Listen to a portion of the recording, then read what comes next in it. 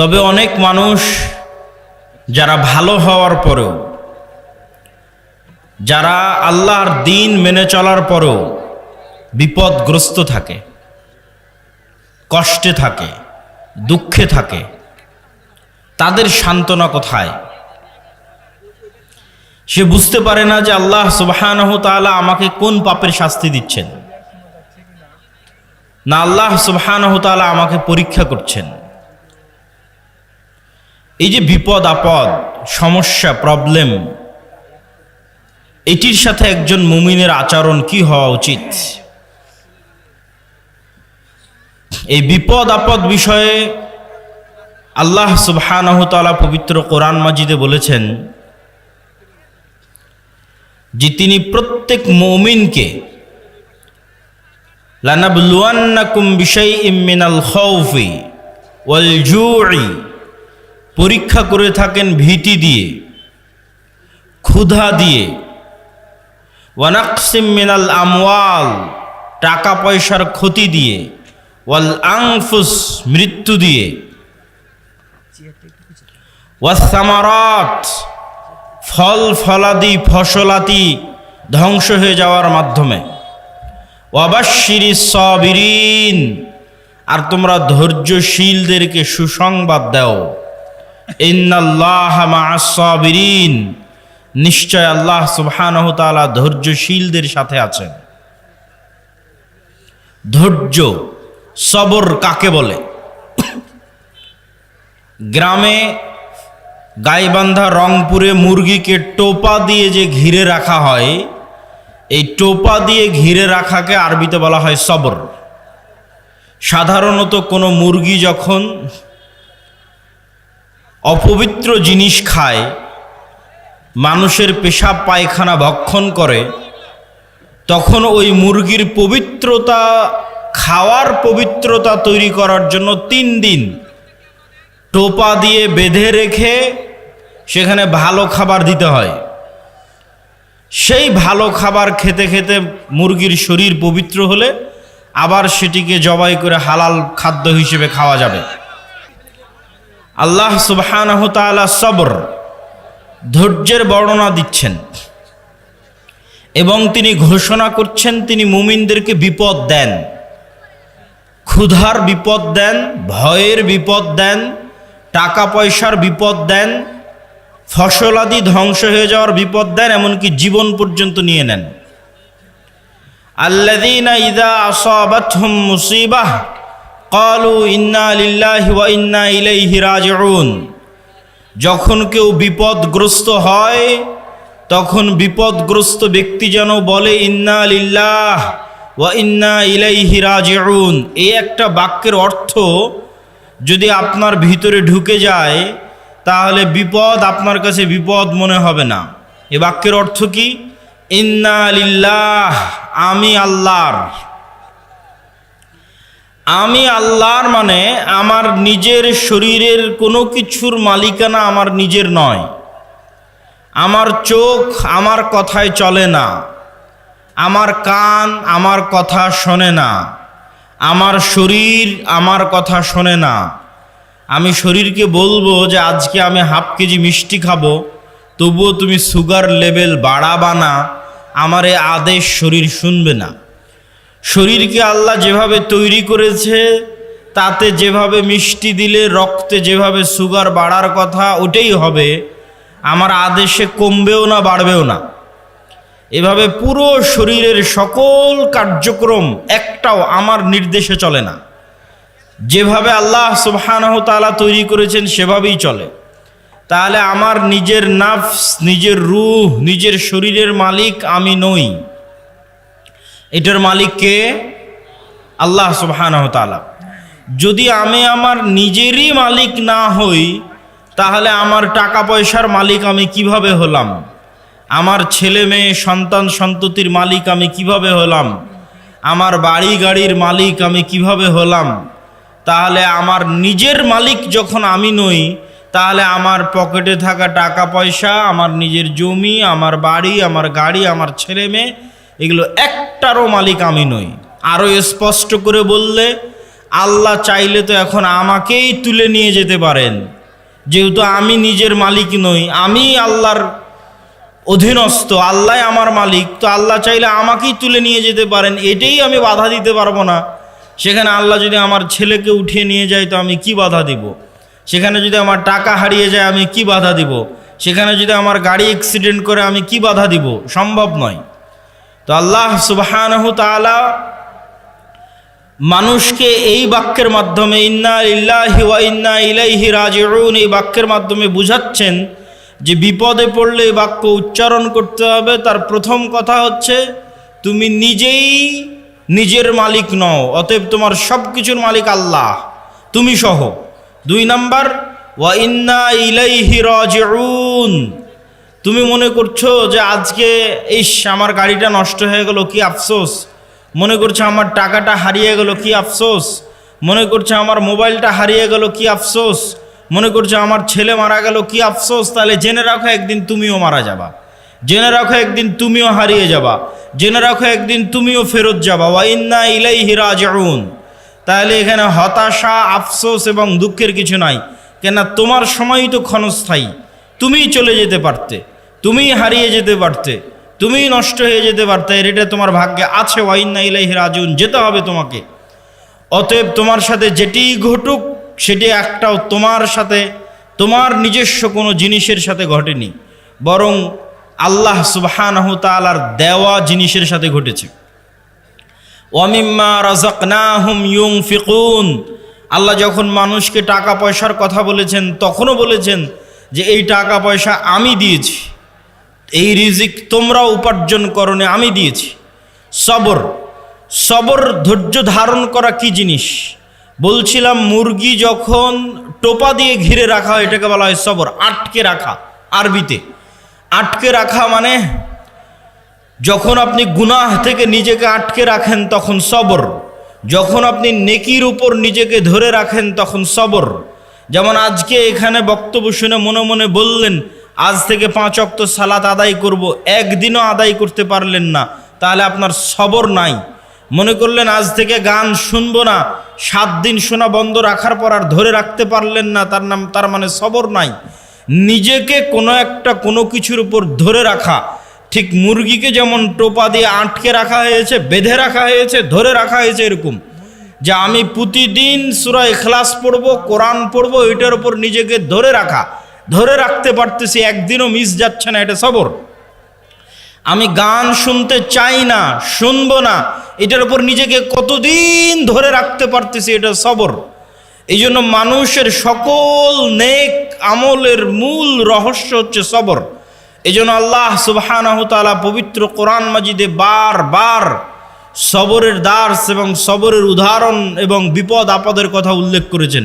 ওয়াতাওয়াসাউ বিল হাক্কি ওয়াতাওয়াসাউ বিস সবর, তোমরা পরস্পরকে সত্যের দিকে দাওয়াত দাও, পরস্পরকে ধৈর্যের দিকে দাওয়াত দাও।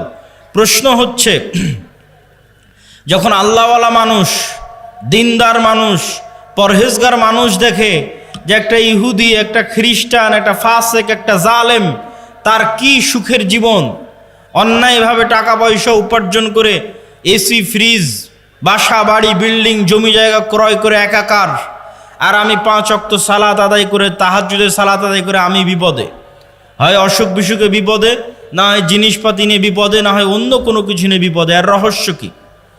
রাসূলুল্লাহ সাল্লাল্লাহু আলাইহি ওয়াসাল্লাম বলেন, আল্লাহ সুবহানাহু তাআলা যাকে সবচেয়ে বেশি ভালোবাসেন তাদেরকে সবচেয়ে বেশি পরীক্ষায় ফেলেন, আর আল্লাহ সুবহানাহু তাআলা সবচেয়ে বেশি ভালোবাসেন নবীদেরকে, এই জন্য নবীদের পরীক্ষা সবচেয়ে বেশি।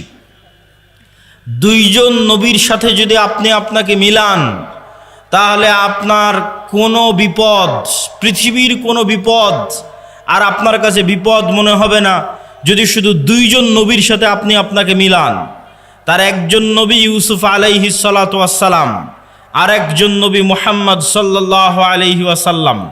ইউসুফ আলাইহিস সালাতু ওয়াস সালাম নিজে নবী, তার পিতা ইয়াকুব আলাইহিস সালাতু ওয়াস সালাম নবী, তার দাদা ইসহাক আলাইহিস সালাতু ওয়াস সালাম নবী, তার পরদাদা ইব্রাহিম আলাইহিস সালাতু ওয়াস সালাম নবী।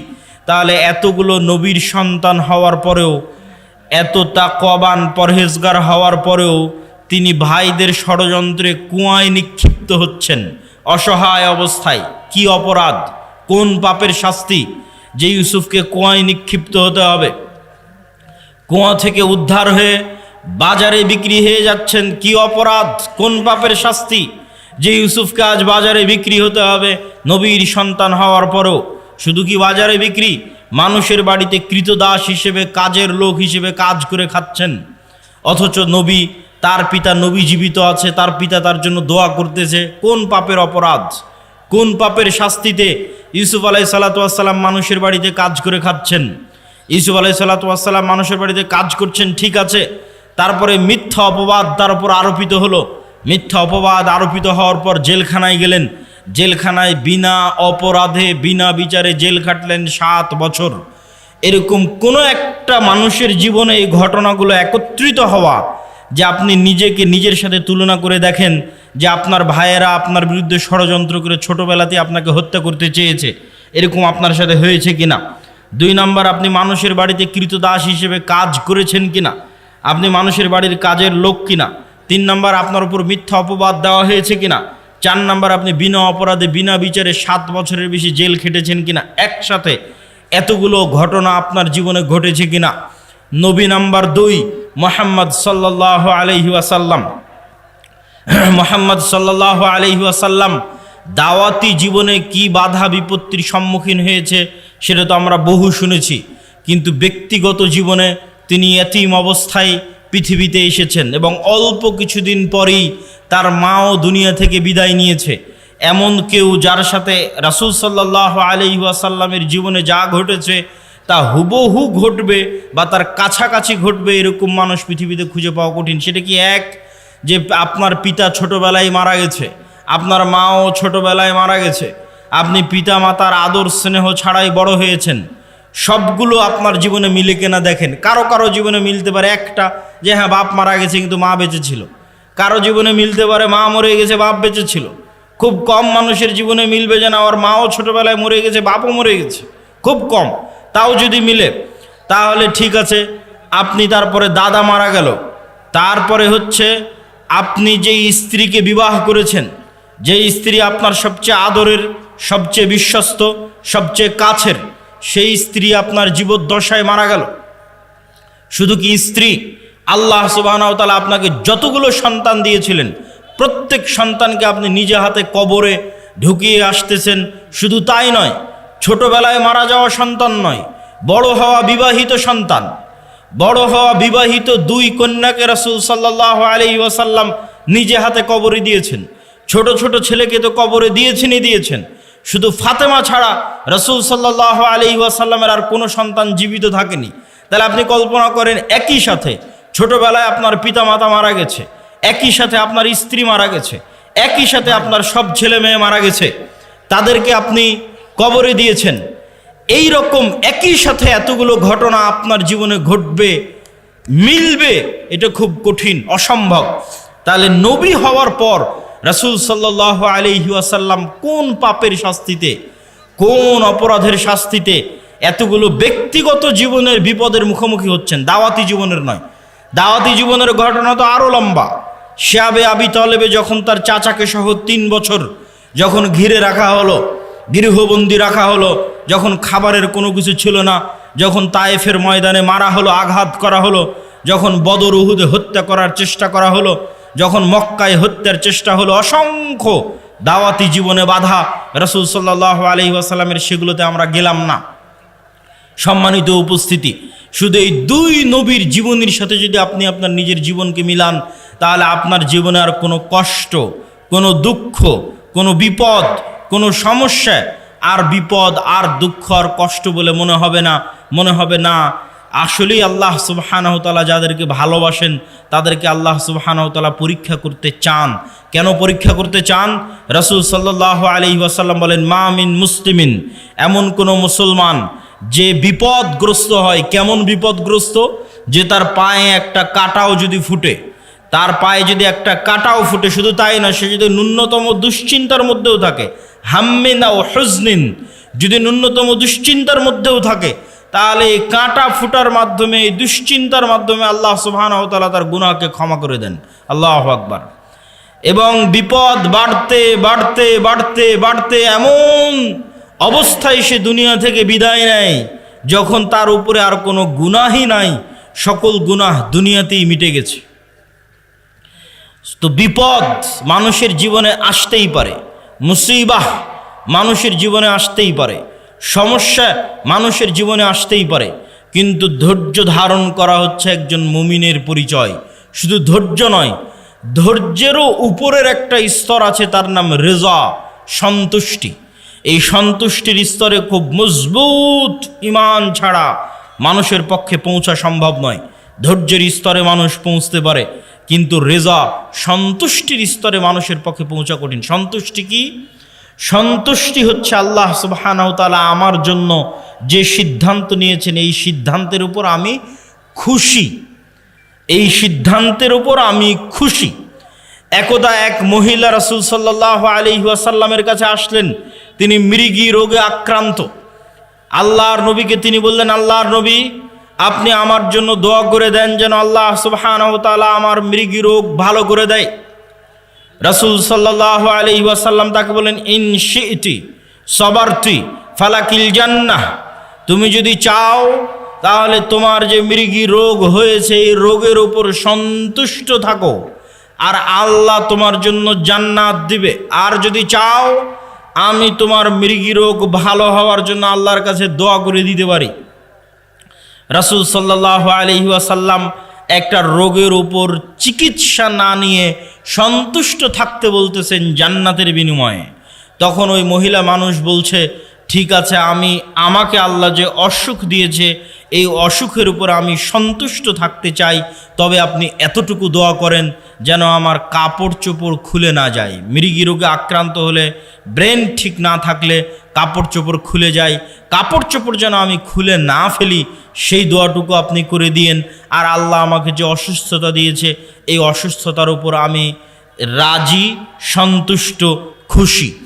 তো রেজার স্তর হচ্ছে সর্বোচ্চ স্তর, যে সর্বোচ্চ স্তরে আল্লাহ মানুষের সাথে যে ফায়সালা করে, আল্লাহ আপনার সাথে যা ঘটতেছে এটা আল্লাহর ফায়সালায় ঘটতেছে, আল্লাহর ইচ্ছায় ঘটতেছে, আল্লাহর অনুমতিতে ঘটতেছে। তো আপনার জীবনে যা ঘটতেছে এই ফায়সালার উপর যখন আপনি সন্তুষ্ট থাকেন, তথা ওই অবস্থাতেও আপনি আলহামদুলিল্লাহ বলতে পারেন। ধৈর্য মানুষ ধরে একটু দুঃখ পাওয়ার পর, একটু কষ্ট পাওয়ার পর, একটু দুশ্চিন্তা করার পর, টেনশন করার পর রেজা যে অবস্থায় আছে ওই অবস্থার উপর আল্লাহ সুবহানাহু ওয়া তাআলার সিদ্ধান্তের উপর খুশি হওয়া, মনে কোনো প্রভাব, কোনো দাগ না কাটা, সর্বোচ্চ স্তরের তাওহীদ ছাড়া এটা সম্ভব নয়। সর্বোচ্চ স্তরের তাওহীদ দিয়ে মানুষ বিনা হিসাবে জান্নাতে যাবে। সেই বিনা হিসাবে যারা জান্নাতে যাবে ওই রকম লেভেলের মানুষের পক্ষে সম্ভব যে আল্লাহ সুবহানাহু ওয়া তাআলা তার সাথে যে সিদ্ধান্ত গ্রহণ করবেন সেই সিদ্ধান্তের উপর সে রাজি খুশি থাকবে। রাসূল সাল্লাল্লাহু আলাইহি ওয়াসাল্লাম বলছেন, আল্লাহ সুবহানাহু ওয়া তাআলা যাকে ভালোবাসেন তাকে দুনিয়া দেন, বিষয়টা এমন নয়। তথা দুনিয়া দেওয়া ভালোবাসার প্রমাণ নয়, বরং আল্লাহ সুবহানাহু ওয়া তাআলা যাকে ভালোবাসেন তাকে তার আনুগত্য করার তৌফিক দেন। তাহলে আজকে শাখাহাতি, বালুয়া, গোবিন্দগঞ্জ, মহিমাগঞ্জে কেউ কোটি টাকার মালিক হয়ে গেল, তার মানে তার উপর আল্লাহর দয়া আছে, এটি ভুল ধারণা। শাখাহাতি, বালুয়া, মহিমাগঞ্জ, গোবিন্দগঞ্জ, গাইবান্ধায় কেউ বিশাল বাড়ি করে নিল, কেউ খুব আরামে আছে, আয়েশে আছে, দুবাই ঘুরছে, কারো বাড়িতে এসি ফ্রিজ আছে, তার মানে তার উপর আল্লাহর দয়া আছে, আল্লাহ তাকে ভালোবেসে এগুলো দিয়েছে। এটা ভুল ধারণা। ভালোবাসা বুঝতে হলে কি দেখতে হবে? আল্লাহ তাকে আনুগত্য করার তৌফিক দেয় কিনা। সকালে যখন ফজরের আজান দিবে তখন জানালা খুলে দেখবেন যে একদল মানুষ, অল্প সংখ্যক মানুষ গুটি গুটি পায়ে মসজিদের দিকে এগিয়ে যাচ্ছে। ওই যে ফজরের সালাত যাকে আল্লাহ জামাতে পড়ার তৌফিক দিয়েছে ওই মানুষকে আল্লাহ ভালোবাসে, বলেন আল্লাহু আকবার। আর আল্লাহ সুবহানাহু ওয়া তাআলা আপনাকে ভালোবাসেন কিনা, আপনাকে যে শাস্তি দিচ্ছেন এটা আপনি কি দিয়ে বুঝবেন? দেখবেন আপনি গুনাহে লিপ্ত আছেন, এটাই শাস্তি। এর চেয়ে বড় শাস্তি পৃথিবীতে আর হয় না। আল্লাহ আপনাকে হারাম কাজে লিপ্ত রেখেছে, এটাই শাস্তি। আল্লাহ আপনাকে গুনাহে লিপ্ত রেখেছে, এটাই শাস্তি। পৃথিবীর নিকৃষ্ট থেকে নিকৃষ্ট কাজ আপনার হাত দিয়ে হচ্ছে, এটাই শাস্তি। আপনি আল্লাহর রহমতের দরজা থেকে বিতাড়িত, আল্লাহর রহমতের দুয়ার থেকে বিতাড়িত, এটাই শাস্তি। অতএব দুনিয়া পাওয়ার উপর নির্ভর করে না যে মানুষকে আল্লাহ সুবহানাহু ওয়া তাআলা ভালোবাসেন কিনা, বরং দুনিয়াতে আল্লাহ তাকে আল্লাহর আনুগত্যের তৌফিক দিচ্ছে কিনা, এইটা দিয়ে সে বুঝতে পারবে যে হ্যাঁ, আল্লাহ আমাকে 5 ওয়াক্ত নামাজ পড়ার সুযোগ দিচ্ছে, তার মানে আল্লাহর দয়া আমার উপর আছে। আর 5 ওয়াক্ত নামাজ এত চেষ্টা করি তাও পড়তে পারি না, তাহলে আল্লাহর দয়া আসলে নাই। এত চেষ্টা করি কোরআন পড়তে পারি না, তাহলে আল্লাহর দয়া আমার সাথে নাই। কোনো একটা সমস্যা আছে যে কারণে আমি আল্লাহর দয়া পাচ্ছি না। আল্লাহর দয়া পাওয়ার আলামতই হচ্ছে আমি 5 ওয়াক্ত সালাত আদায় করতে পারছি, আমি কোরআন তেলাওয়াত করতে পারছি, এটাই আল্লাহর দয়া পাওয়ার আলামত। আর আল্লাহ সুবহানাহু ওয়া তাআলা আপনাকে ভালোবাসেন কিনা সেটা বোঝা যাবে স্থায়ী ঠিকানা পরকাল, যেটা বহু বক্তব্যে বলেছি, ঈমান বিল গায়বে ইয়াকিন। দুনিয়ার সকল কিছুর বিনিময়ে মানুষ পরকালের মাঠে বাঁচতে চাইবে যে আল্লাহ সুবহানাহু ওয়া তাআলা তাকে পরকালে মুক্তি দিক, কিন্তু তারপরেও পরকালে তার জন্য মুক্তি কঠিন হয়ে দাঁড়াবে দুনিয়ার সকল সম্পদের বিনিময়ে হলেও। তাহলে ওই সম্পদ, ওই ধন দৌলত আপনি দুনিয়াতে আঁকড়ে ধরে থাকবেন, এইটা দিয়ে আপনি পরকালে মুক্তি পাবেন না। বরং আপনাকে এই ধন সম্পদ, এই ধন দৌলত দান করে কিয়ামতের মাঠে ধনী অবস্থায় উঠতে হবে, কিয়ামতের মাঠে কোটিপতি অবস্থায় উঠতে হবে, কিয়ামতের মাঠে কোটি কোটি টাকা আপনার হাতে থাকতে হবে, যেন কিয়ামতের মাঠে বিপদে পড়লে আপনি বাঁচতে পারেন। তো কিয়ামতের মাঠে কোটি কোটি টাকা কিভাবে থাকবে? নতুন করে কিয়ামতের মাঠে ব্যবসা বাণিজ্য করার সুযোগ নাই। যা ব্যবসা বাণিজ্য দুনিয়াতেই করে, দুনিয়াতেই সেই টাকা আল্লাহর অ্যাকাউন্টে জমা দিয়ে কিয়ামতের মাঠে কোটিপতি অবস্থায় উঠতে হবে। তাহলে দুনিয়ার কেস কোর্ট কাচারি মামলা মোকদ্দমায় যেমন টাকার জরিমানা দিয়ে বাঁচা যায়, কিয়ামতের মাঠে আল্লাহর দরবারে যে মামলা মোকদ্দমা হবে, কেস জরিমানা হবে, ওখানে আপনি যে কোটি টাকার মালিক হবেন, ওই টাকা দিয়ে তখন আপনি ওই মামলা মোকদ্দমাগুলো খালাস করাতে পারবেন আপনার টাকার জোরে, টাকার ক্ষমতায়।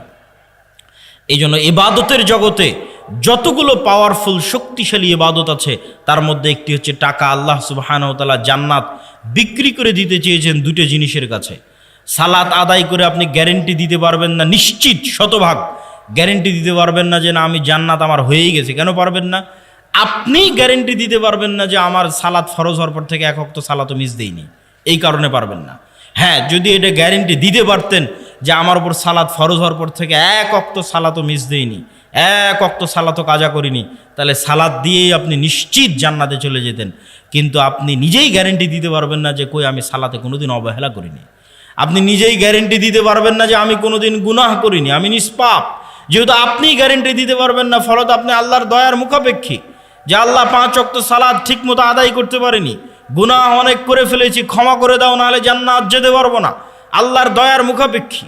কিন্তু দুটো ইবাদত এমন আছে যে দুটো ইবাদতে আপনি নিশ্চিত চ্যালেঞ্জ দিয়ে বলতে পারবেন হ্যাঁ জান্নাত আমার হয়েছে, হবেই, যাবো ইনশাআল্লাহ।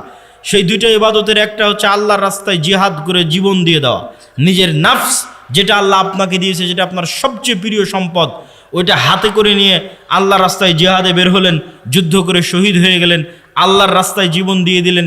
এই শহীদের রক্তের ফোঁটা মাটিতে পড়ার আগে ওর কত গুনাহ আছে, আর ওর কত ইবাদতে কমতি আছে, আর কত কি আছে, সব কিছু আল্লাহ সুবহানাহু ওয়া তাআলা ক্ষমা করে দিবে।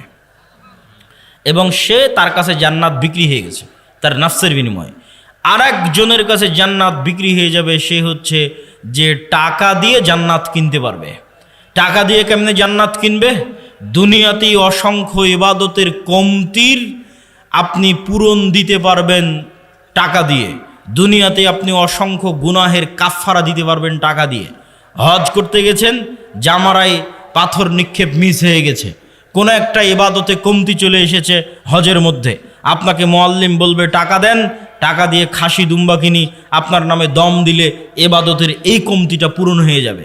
দুনিয়াতেই টাকা দিয়ে ইবাদতের কমতি পূরণ হচ্ছে। রমজান মাস আসতেছে, দিনের বেলা স্ত্রীর সাথে সাংসারিক জীবনে গেছেন, কবিরা গুনাহ করে ফেলেছেন, আল্লাহ বলছেন গোলাম আজাদ করো। গোলাম আজাদ করতে টাকা লাগবে, গোলাম আজাদ করার টাকা নাই, 60 জন মিসকিনকে খাওয়াও, 60 জন মিসকিনকে খাওয়াতে টাকা লাগবে। তাহলে দুনিয়াতেই টাকা দিয়ে আপনার গুনাহের কাফফারা হয়ে যাচ্ছে, ইবাদতের কমতির ব্যাকআপ হয়ে যাচ্ছে। তাহলে আপনি যত ইবাদতের কমতি আপনার আছে, যত গুনাহ আপনার আছে, আর যত পাওনাদার মানুষ আছে, সবগুলো ব্যাকআপ দেওয়া যাবে কিয়ামতের মাঠে যদি আপনি কোটিপতি হন।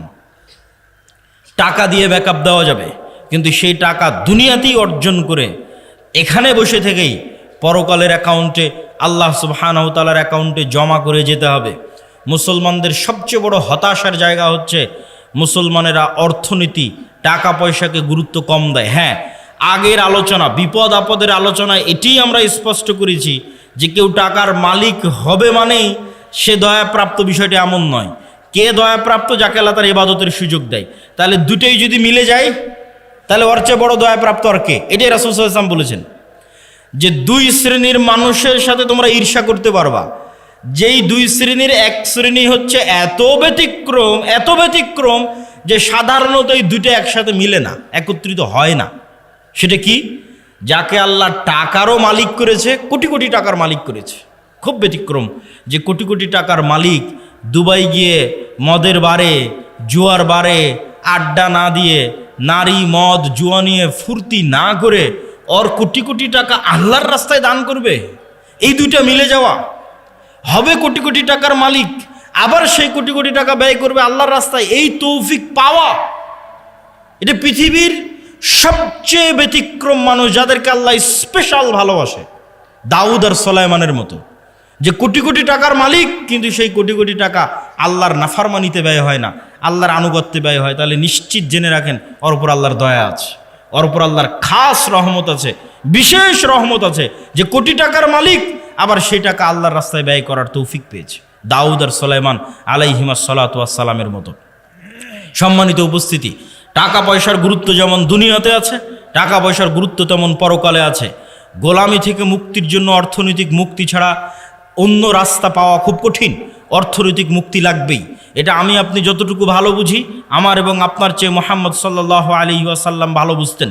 মুহাম্মদ সাল্লাল্লাহু আলাইহি ওয়াসাল্লাম যখন মক্কা থেকে হিজরত করে মদিনায় গেলেন, তখন দেখলেন মদিনার আনসারেরা কৃষক, আর মদিনার সকল ব্যবসা বাণিজ্যের মালিক হচ্ছে ইহুদিরা। আর মদিনা রাষ্ট্রের প্রধানমন্ত্রী করে দেওয়া হয়েছে রাসূল সাল্লাল্লাহু আলাইহি সাল্লামকে।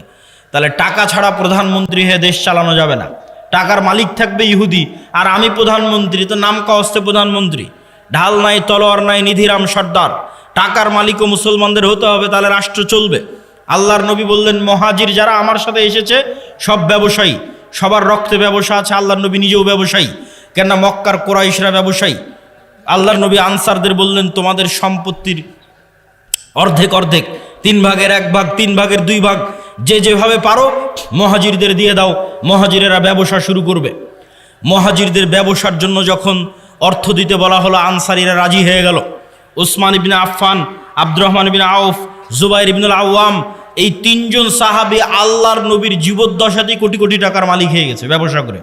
মদিনায় গিয়ে রাসূল সাল্লাল্লাহু আলাইহি সাল্লামের জীবদ্দশাতেই আল্লাহর নবী যেখানে মসজিদে নববী করেছেন, ওখানে বির রুমা নামে একটা কুয়া ছিল, যে কুয়াতে মুসলমানদেরকে ওযু করতে হতো। ওই কুয়ার মালিক ছিল ইহুদি। রাসূল সাল্লাল্লাহু আলাইহি সাল্লাম বললেন, কে এই কুয়া কিনে দিবে জান্নাতে একটি ঝর্ণার বিনিময়ে? ওসমান ইবনে আফফান বললেন, আল্লাহর নবী, আমি জান্নাতে একটা ঝর্ণার বিনিময়ে এই কুয়া আপনাকে কিনে দিচ্ছি। তিনি সেই কুয়া কিনে দিলেন। রাসূল সাল্লাল্লাহু আলাইহি ওয়াসাল্লামের আত্মমর্যাদা রক্ষা হলো। না হলে ইহুদির কাছে গিয়ে অনুরোধ করতে হতো, ভাই তুমি এই কুয়ার মালিক, মুসলমানরা ওযু করবে, একটু ওযু করতে দাও। এটাই গোলামি। আপনি রাসূল সাল্লাল্লাহু আলাইহি সাল্লামের বদরের যুদ্ধ দেখেন, বদরের যুদ্ধ দেখলে মনে হবে এটি একটি ধর্মীয় যুদ্ধ, অবশ্যই ধর্মীয় যুদ্ধ, কিন্তু এখানে অর্থনৈতিক একটা বড় কারণ আছে। এইদিকে যদি কিবলা হয় তাহলে এইটা ধরতে হবে মক্কা, এইটা ধরতে হবে মদিনা, ওইটা ধরতে হবে সিরিয়া। এই সমুদ্রের পাশ দিয়ে ব্যবসায়িক বিজনেস রুট। আল্লাহর নবী যখন মদিনায় গেছে, মদিনায় গিয়ে ব্যবসায়িক রুট বন্ধ করে দিয়েছে। আবু সুফিয়ান আটকা পড়ে গেছে, মক্কায় ফিরে আসতে পারে না। তখন দূত মারফত আবু জাহালকে বলে পাঠিয়েছে যে মুহাম্মদ সাল্লাল্লাহু আলাইহি ওয়াসাল্লামের সাহাবীরা বিজনেস রুট বন্ধ করে দিয়েছে, তাড়াতাড়ি এসে আমাদের উদ্ধার করো। তখন আবু জাহাল মক্কা থেকে 1000 সেনাবাহিনী নিয়ে রওনা দিয়ে বদরে গিয়ে যুদ্ধ করেছে। বদর মদিনা থেকে 300 কিলোমিটার দূরে সমুদ্রের দিকে, যে সমুদ্র হচ্ছে ব্যবসায়িক রাস্তা। তাহলে ব্যবসায়িক রাস্তা পরিষ্কার করতে আবু জাহাল আবু সুফিয়ানকে যুদ্ধ করতে হয়েছে, কেননা তারা আতঙ্কিত হয়ে গেছিল। আজকে মুহাম্মদ সাল্লাল্লাহু আলাইহি ওয়াসাল্লামের মদিনায় যাওয়া 1 সপ্তাহ হয়নি, 10 দিন হয়নি, তাতে আমাদের ব্যবসায়িক রাস্তা বন্ধ। যদি মদিনা আরও শক্তিশালী হয়, আমরা মক্কার মানুষ কি করে খাবো? সিরিয়াতে তো আমাদের ব্যবসার রাস্তা বন্ধ হয়ে যাবে। তাহলে বদরের যুদ্ধ দেখতে মনে হলেও ধর্মীয় যুদ্ধ, তার পিছনে অর্থনৈতিক বড় একটা কারণ আছে। রাসূল সাল্লাল্লাহু আলাইহি ওয়াসাল্লাম খুব ভালোভাবে জানতেন টাকার প্রয়োজন আছে। অর্থনৈতিক মুক্তির মাধ্যমে গোলামি থেকে মুক্তি হয়। আর আমাদেরকে গোলাম বানিয়ে রাখার জন্যই সুদি যে প্রথা, এই সুদি প্রথা হচ্ছে আমাদেরকে গোলাম বানিয়ে রাখার একটা অন্যতম মাধ্যম, একটা অন্যতম উপায়। সম্মানিত উপস্থিতি, আমরা আলোচনা করছিলাম যে অর্থনৈতিক ইবাদত বিপদ আপদের সাথে সম্পৃক্ত রেখে আমরা অর্থনৈতিক ইবাদতের আলোচনার মধ্যে ঢুকেছি। রাসূল সাল্লাল্লাহু আলাইহি ওয়াসাল্লামের কাছে একজন গরিব ফকির মিসকিন সাহাবী এসে বললেন, আল্লাহর নবী, এটা হচ্ছে আমার বাড়ি, আমার বাড়ির পাশে একটা ধনী মানুষের বাড়ি, তার খেজুরের গাছের ডালপালা আমার বাড়িতে এসে থাকে। তো আমার ছেলেপেলে তার গাছ থেকে খেজুর পেড়ে খায়, তো সে আমাকে খুব বকাবকি করে, আল্লাহর নবীর কাছে বিচার দিচ্ছে। আল্লাহর নবী বললেন, ওই ধনী ব্যক্তিকে তুমি জান্নাতে একটা খেজুর গাছের বিনিময়ে এই খেজুর গাছটাই গরিবকে দিয়ে দাও। তোমার তো অনেক খেজুর গাছ আছে, জান্নাতে একটা খেজুর গাছের বিনিময়ে খেজুর গাছটা গরিবকে দিয়ে দাও। সে ব্যক্তি রাজি হলো না। ব্যক্তি মালিকানায় নবীও হস্তক্ষেপ করতে পারে না, ব্যক্তি মালিকানায় রাষ্ট্র হস্তক্ষেপ করতে পারে না। নবীর কথা সাহাবী শুনতেছে না, জান্নাতে একটা খেজুর গাছের বিনিময়ে খেজুর গাছ দিতে বলছে, দেয়নি। তো আবু দাহদা নামে একজন সাহাবী এই ঘটনা শুনতে পেয়েছে। শুনতে পেয়ে সে এই ধনী ব্যক্তিকে বলতেছে, ভাই, আমার একটা বিশাল খেজুরের বাগান আছে, কয়েকশো কয়েক হাজার খেজুর গাছ আছে, ওই পুরো খেজুরের গাছ খেজুরের বাগান তোমার, আর এই যে একটা খেজুরের গাছ আল্লাহর নবী জান্নাতে একটা খেজুর গাছের বিনিময়ে দিতে বলেছে, ওইটা আমাকে দিয়ে দাও। তখন এই ব্যক্তি বলছে, বারে, এত বিশাল খেজুরের বাগান, তার বিনিময়ে একটা খেজুরের গাছ, কি সমস্যা? ও তো আর পরকালের ডিল তো আর বোঝে না, জান্নাতের ডিল তো আর বোঝে না, ও রাজি হয়ে গেছে। তখন আবু দাহদা তার বিশাল খেজুরের বাগান ওই ব্যক্তিকে দিয়ে দিল, আর ওই ব্যক্তি তখন একটা খেজুরের গাছ একে দিয়ে দিল। এখন আল্লাহর নবীকে এসে জিজ্ঞেস করে বলে, আল্লাহর নবী, এই খেজুরের গাছের মালিক এখন আমি, আপনি বলেছিলেন এই খেজুরের গাছ যদি এই গরিবকে দেওয়া হয় জান্নাতে একটা খেজুরের গাছ হবে, কথা কি ঠিক? রাসূল সাল্লাল্লাহু আলাইহি সাল্লাম বললেন, হ্যাঁ, কথা ঠিক। বললেন, তাহলে জান্নাতে একটা খেজুরের গাছের বিনিময়ে এই খেজুরের গাছ এই গরিব মিসকিনকে দিয়ে দিলাম। আল্লাহু আকবার। বাড়িতে এসে স্ত্রীকে বলছে, স্ত্রী, কি? তো বলে, আমার যে বিশাল খেজুরের বাগান ছিল, এই বিশাল খেজুরের বাগান বিক্রি করে দিয়েছি। কত টাকাতে বিক্রি করে দিয়েছো? জান্নাতে একটা খেজুর গাছের বিনিময়ে বিক্রি করে দিয়েছি। আল্লাহু আকবার। তখন স্ত্রী বলছে, তোমার ব্যবসা সফল কাম হোক, লাভজনক হোক। আল্লাহর সাথে ব্যবসা কখনো ক্ষতিগ্রস্ত হয় না, আল্লাহ সুবহানাহু ওয়া তাআলার সাথে ব্যবসা কখনো লস হয় না। কেন লস হয় না সেটাও আমি আমার বক্তব্যের মধ্যে বুঝিয়ে বলবো। সম্মানিত উপস্থিতি, বিপদ দিয়ে বক্তব্য শুরু করেছিলাম কেন? বিপদ দিয়ে বক্তব্য শুরু করার দুটা কারণ, একটা আজকের কারণ, আর একটা আজকের এই প্রোগ্রামের যে আয়োজক, যে ছেলে জিয়াউর রহমান আজকের প্রোগ্রামের আয়োজন করে, এই ছেলেটা সব সময়ই অসুস্থ থাকে, থ্যালাসেমিয়া রোগে আক্রান্ত থাকে, কিন্তু দিনের কাজ করে। তো তাকে দেখলে আমার মাঝে মধ্যে মনে প্রশ্ন আসে যে আল্লাহ সুবহানাহু ওয়া তাআলা দিনদার মানুষকে কিভাবে পরীক্ষা করেন, বিপদ দিয়ে রাখেন, বিপদগ্রস্ত করে রাখেন। তো আসলে বিপদ দেখলে অনেক সময় মানুষের মনে হতে পারে যে আসলে আমি কি অপরাধ করেছি, কি ভুল করেছি যে বিপদে পড়লাম। আর আজকের যেটা কারণ, আজকের যেটা বিপদ, আজকের যেটা সমস্যা, সেটি হচ্ছে আমি ছিলাম ঢাকা এবং আপনাদের শ্রদ্ধেয় উস্তাদ শেখ আব্দুর রাজ্জাক বিন ইউসুফ, তিনি ইংল্যান্ডের 20 দিনের সফর শেষ করে গতকাল শাহজালাল ইন্টারন্যাশনাল এয়ারপোর্টে রাতে অবতরণ করে রাজশাহীতে সকালবেলা পৌঁছেছে। আজকে তিনি রওনা দিয়েছেন রাজশাহী থেকে আপনাদের এই প্রোগ্রামে আসার জন্য, এই প্রোগ্রামের ওয়াদা রক্ষা করার জন্য। আর আমি রওনা দিয়েছি ঢাকা থেকে। আমাদের দুই গাড়ির মধ্যেই যোগাযোগ চলমান ছিল, আছে। ইতিমধ্যেই আমরা যখন হাটিকুমরুল অতিক্রম করে আপনার এই সিরাজগঞ্জ মোড় অতিক্রম করে যখন বগুড়া শেরপুর রোডে উঠেছি, তখন আমি ঘুম গেছি গাড়িতে। তখন আমার ড্রাইভার ডাক দিয়ে বলতেছে, আব্দুল্লাহ ভাই। তো বলে, কি? তো বলে, উস্তাজিদের গাড়ি অ্যাক্সিডেন্ট করেছে, ইন্না লিল্লাহি ওয়া ইন্না ইলাইহি রাজিউন। তাই বললাম, কী ঘটনা, কোথায়? তো মোকামতলা। তো আমরা খুব দ্রুত, তখন 16 কিলোমিটার দূর ছিলাম মোকামতলা থেকে, খুব দ্রুত আমরা মোকামতলা পৌঁছার চেষ্টা করি এবং আজকের যারা প্রোগ্রামের আয়োজক তাদেরকেও কল দিয়ে আমরা দ্রুত ডাকি যে ভাই তোমরা একটু দ্রুত এগিয়ে আসো, একটু সহযোগিতা করো। তো ঘটনা হচ্ছে গাড়ি ঠিকঠাকই চলতেছিল, কিন্তু একটা সিএনজি রাস্তা থেকে উঠে দ্রুত, সিএনজি চালকেরই দোষ, দ্রুত রাস্তা থেকে উঠতে গেছে এবং আমাদের গাড়ি 60, 70, 80 যে কিলোমিটার গতিতেই থাক ওই সিএনজির সাথে ধাক্কা খেয়ে সিএনজির 2-1 ব্যক্তি, হয়তো আল্লাহ সুবহানাহু ওয়া তাআলা ভালো জানে এখন কী অবস্থা তাদের, তারা বগুড়া জিয়া মেডিকেলে অসুস্থ অবস্থায়, আহত অবস্থায় ভর্তি হয়েছে। আর আমাদের শাইখ আব্দুর রাজ্জাক বিন ইউসুফ তিনিও হালকা আহত হয়েছেন, তবে সেরকম গুরুতর নয়, আল্লাহ সুবহানাহু ওয়া তাআলা তাকে হেফাজত করেছে আলহামদুলিল্লাহ। তবে আমরা তাকে সাথে সাথেই আমার যে গাড়ি ছিল সেই গাড়িতে করে আমরা তাকে ব্যাক পাঠিয়ে দিই এবং আমি সিএনজিতে করে, আমাদের একটা গাড়ি এখন যেটা অ্যাক্সিডেন্ট অবস্থায় আছে সেটা ট্রাকে করে রাজশাহী নিয়ে যাওয়ার চেষ্টা হচ্ছে। আর আমি মোকামতলা থেকে সিএনজিতে করে আপনাদের এই প্রোগ্রামে অংশগ্রহণ করার জন্য এসেছি। আল্লাহ সুবহানাহু ওয়া তাআলা তৌফিক দিয়েছে, কিন্তু বিপদ কেন আসে, আল্লাহ সুবহানাহু ওয়া তাআলার পক্ষ থেকে কী জন্য আসে আল্লাহ সুবহানাহু ওয়া তাআলা ভালো জানে। কিন্তু বিপদ দিয়ে আলোচনা শুরু করার পিছনের কারণ হচ্ছে আজকের একটা কারণ, এবং আজকের প্রোগ্রামের যে আয়োজক তার জন্য আল্লাহ সুবহানাহু ওয়া তাআলার কাছে দোয়া করি যে আজকের প্রোগ্রামের যে আয়োজক, এই ছেলেটা অসুস্থ থাকে সবসময়, ঢাকা মেডিকেলে গিয়ে ভর্তি হয়, তার টাকা পয়সারও সমস্যা থাকে, আল্লাহ সুবহানাহু ওয়া তাআলা তাকেও সুস্থতা দান করুক। আমাদের উস্তাদ শাইখ আব্দুর রাজ্জাক বিন ইউসুফ তাকেও সুস্থতা দান করুক, আল্লাহুম্মা আমিন। জিয়াউর রহমানের সাথে দেখা হতে আমি বললাম যে তোমার প্রোগ্রামের ভাগ্য, তাকদীরে আল্লাহ সুবহানাহু ওয়া তাআলা কী লিখে রেখেছে যে এবারও এত চেষ্টা করার পরও তোমার প্রোগ্রামের সেই ভাগ্যের উন্নয়ন লক্ষ্য করা গেল না। আল্লাহ সুবহানাহু ওয়া তাআলা হয়তো চাইনি, এর মধ্যেই হয়তো আল্লাহ সুবহানাহু ওয়া তাআলা কোনো কল্যাণ লিখে রেখেছেন, আল্লাহ সুবহানাহু ওয়া তাআলা ভালো জানে। আজকে আমার বক্তব্যের বিষয়বস্তু অধপতন অবস্থা থেকে মুসলিম উম্মার মুক্তি কিভাবে সম্ভব, তার একটা পয়েন্ট ইতিমধ্যে আমরা আলোচনা করে ফেলেছি, অর্থনৈতিক মুক্তি। অতএব কোনো যুবক বলতে পারবে না যে আমি ঘরে বসে থাকব। মুসলমানদের ব্যবসায়ী হচ্ছে, মুসলমানদের রক্ত মাংসে তাদের বৈশিষ্ট্য হচ্ছে ব্যবসায়ী হওয়া। চাকরি করা মুসলমানদেরকে শিখিয়েছে ইউরোপিয়ানরা। মুসলমানদের বৈশিষ্ট্য ব্যবসায়ী করা, তার দলিল কোথায় থেকে নেবেন? যত সাহাবীর জীবনী আছে সব সাহাবীর জীবনী খুলে দেখেন, কোনো সাহাবী, অধিকাংশ সাহাবী নিজ বাড়িতে, নিজ এলাকায়, নিজ গ্রামে, নিজ শহরে মারা যায়নি। কেননা সবাই ব্যবসা আর দিনের দাওয়াত এই দুটাকে নিয়ে রওনা দিয়েছে। যতদূর পর্যন্ত ইসলামের খেলাফত গেছে ততদূর পর্যন্ত তাদের ব্যবসার দিনের দাওয়াত চলতে থেকেছে। যেখানে ইসলামিক খেলাফত যায়নি, মালয়েশিয়া, ইন্দোনেশিয়া, ব্রুনাই পর্যন্ত সাহাবীদের দাওয়াত গেছে ব্যবসা আর দিনের দাওয়াত।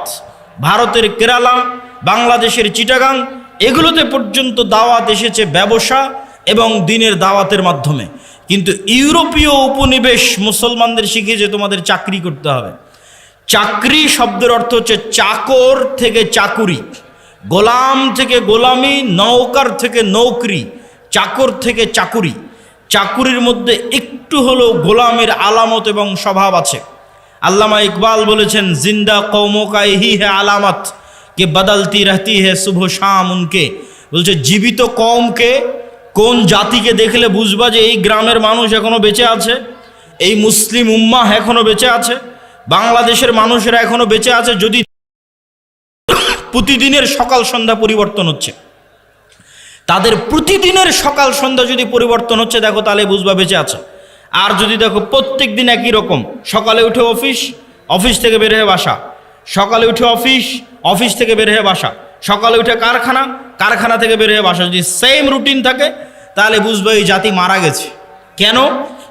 মরু যাযাবর বিদয়ীন যারা মুসলমান হয়েছিল তাদের কোনো দিন সকাল সন্ধ্যা একরকম থাকতো না। ওরা আজকে এখানে 5 দিন, এখান থেকে উঠে পরের দিন রংপুর, রংপুর থেকে উঠে পরের দিন রাজশাহী, রাজশাহী থেকে উঠে পরের দিন ঢাকা। প্রতিদিন এদের সকাল সন্ধ্যা পরিবর্তন হয়। আর যারা ব্যবসায়ী এদের কোনো দিন সকাল সন্ধ্যা এক থাকে না।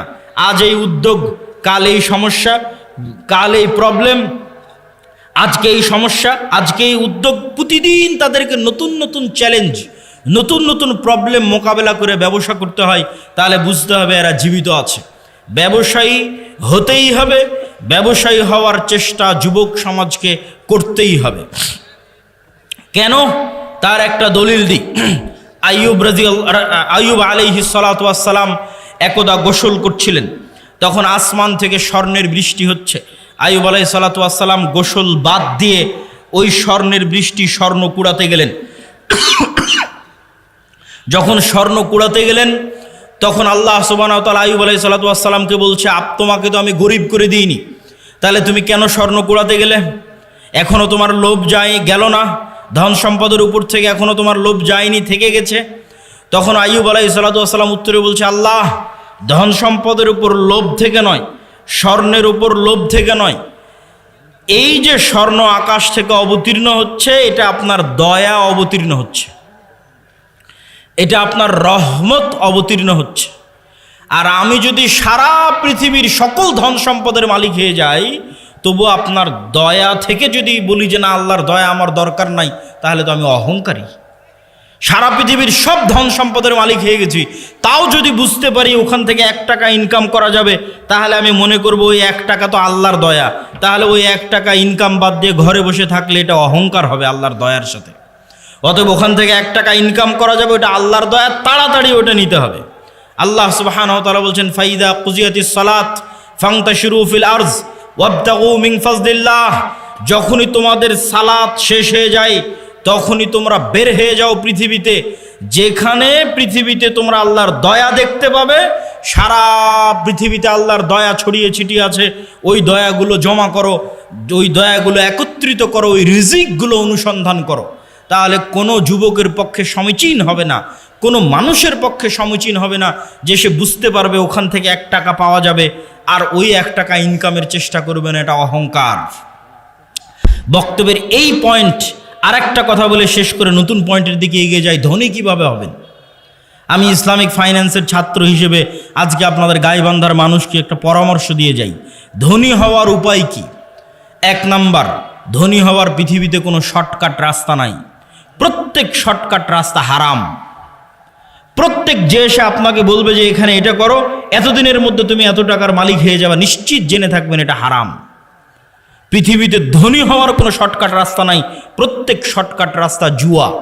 তাহলে ধনী হওয়ার রাস্তা কি? ধনী হওয়ার রাস্তা হচ্ছে কম্পাউন্ড পদ্ধতিতে ধনী হওয়া। সেটা কি? আজকে আপনাদের উপস্থিত জনসমাজকে বললাম আমার এক হাতে আছে 50 লক্ষ টাকা, আর এক হাতে আছে 1 টাকা। আপনারা কে 50 লক্ষ নিতে চান, কে 1 টাকা নিতে চান? তবে শর্ত কি জানেন? এই 50 লক্ষ টাকা থেকে 1 টাকাও বাড়বে না, আর এই 1 টাকা থেকে প্রতিদিন এই 1 টাকাটা দ্বিগুণ হবে। আজ 1 টাকা তো কাল 2 টাকা, 2 টাকা তো পরের দিন 4 টাকা, 4 টাকা তো পরের দিন 8 টাকা, 8 টাকা তো পরের দিন 16 টাকা। কতদিন দ্বিগুণ হবে? 30 দিন। তা আপনারা এখানে বসে থেকেও যদি এখন ক্যালকুলেশন করেন, আপনার মনে হবে আরে বাড়তে তো 8 টাকা, 8 টাকা থেকে 16 টাকার কতই বাড়বে, 16 টাকা থেকে 32 টাকা, তার চেয়ে ভালো এই 50 লক্ষ টাকা এটা নিয়ে নিই। আপনি তাহলে ধনী হতে পারবেন না, আপনি এখনও ব্যবসা বুঝেন না, আপনি এখনও জুয়ার মধ্যে আছেন। মনে করতেছেন ব্যবসা মানে মনে হয় জুয়া, যে একটা গেম খেলে নিলাম একবারে ধনী হয়ে গেলাম। এখান থেকে উঠে গিয়ে হিসাব করবেন যে এই 1 টাকা দ্বিগুণ হতে হতে 30তম দিনে কত হবে? 1 কোটি টাকার বেশি হবে। ক্যালকুলেটরে অথবা মোবাইলে বক্তব্যের শেষে হিসাব করবেন যে 1 টাকা থেকে 2 টাকা, 2 টাকা থেকে 4 টাকা, 4 থেকে 8 টাকা, 8 টাকা থেকে 16 টাকা দ্বিগুণ হতে হতে 30তম দিনে কত হয়? 30তম দিনে 1 কোটি টাকার বেশি হয়ে যাবে। তাহলে ধীর স্থিরভাবে টাকা বাড়তে থাকবে, এটা হলো ধনী হওয়ার রাস্তা। ধনী হওয়ার 2 নম্বর রাস্তা, ধরেন আপনাকে 50 লক্ষ টাকা দিয়ে দিলাম, যে যাও তোমাকে 50 লক্ষ টাকা দিয়ে দিচ্ছি, এখন তুমি ধনী হবা কিনা এটা নির্ভর করছে তোমার মেন্টালিটির উপর, মানসিকতার উপর। কে ধনী হবে 50 লক্ষ টাকা নিয়ে, কে ধনী হবে না বুঝেন। যে 50 লক্ষ টাকা নিয়ে গিয়ে চিন্তা করবে আরে 50 লক্ষ টাকা পেয়েছি, তাহলে 50 লক্ষ টাকা থেকে একটা গাড়ি কিনি, মোটরসাইকেল কিনি, তারপরে একটা গাড়ি কিনি 20 লাখ টাকা দিয়ে, বাড়ি করি 30 লাখ টাকা দিয়ে, আর কি করা যায়? একটা এসি কিনি, একটা ফ্রিজ কিনি, আর কি একটা টিভি কিনি। এই ব্যক্তি এই 50 লক্ষ টাকা প্রত্যেক ওই জায়গাতে খরচ করেছে যেখান থেকে আরও খরচ বাড়বে। মোটরসাইকেল কিনেছে, মোটরসাইকেলের তেলে খরচ আছে। গাড়ি কিনেছে, এই যে গাড়ি আজকে আমাদের অ্যাক্সিডেন্ট হলো, গাড়িতে খরচ বাড়বে। গাড়ির গাড়ির টায়ার নষ্ট হবে, চাকা নষ্ট হবে, ওটা নতুন করে কিনতে হবে। প্রতিদিন মোবাইল লাগবে, মোবাইল দিতে হবে। ও যে এসি ফ্রিজ কিনেছে, ওখানে কারেন্ট বিল আসবে, বিদ্যুৎ বিল আসবে। মোবাইল কিনেছে, ইন্টারনেট কিনেছে, ওয়াইফাই কিনেছে, ইন্টারনেটের বিল আসবে। তাহলে এই টাকা প্রত্যেক ওই জায়গাতে ব্যবহার করলো যেখান থেকে আরও খরচ বাড়লো, এই জীবনে কোনো দিন ধনী হতে পারবে না। এর ধনী হওয়ার রাস্তা ফুল স্টপ হয়ে গেছে। এই যদি প্রবাস থেকে কোটি টাকা ইনকাম করে নিয়ে আসে তাও ধনী হবে না, গার্মেন্টসে কাজ করে ইনকাম করে তাও ধনী হবে না, আপনারা যদি মাঠে জমিতে কাজ করে টাকা জমা করেন তাও ধনী হবেন না। শেষ ধনী হওয়ার রাস্তা। ধনী কে হবে?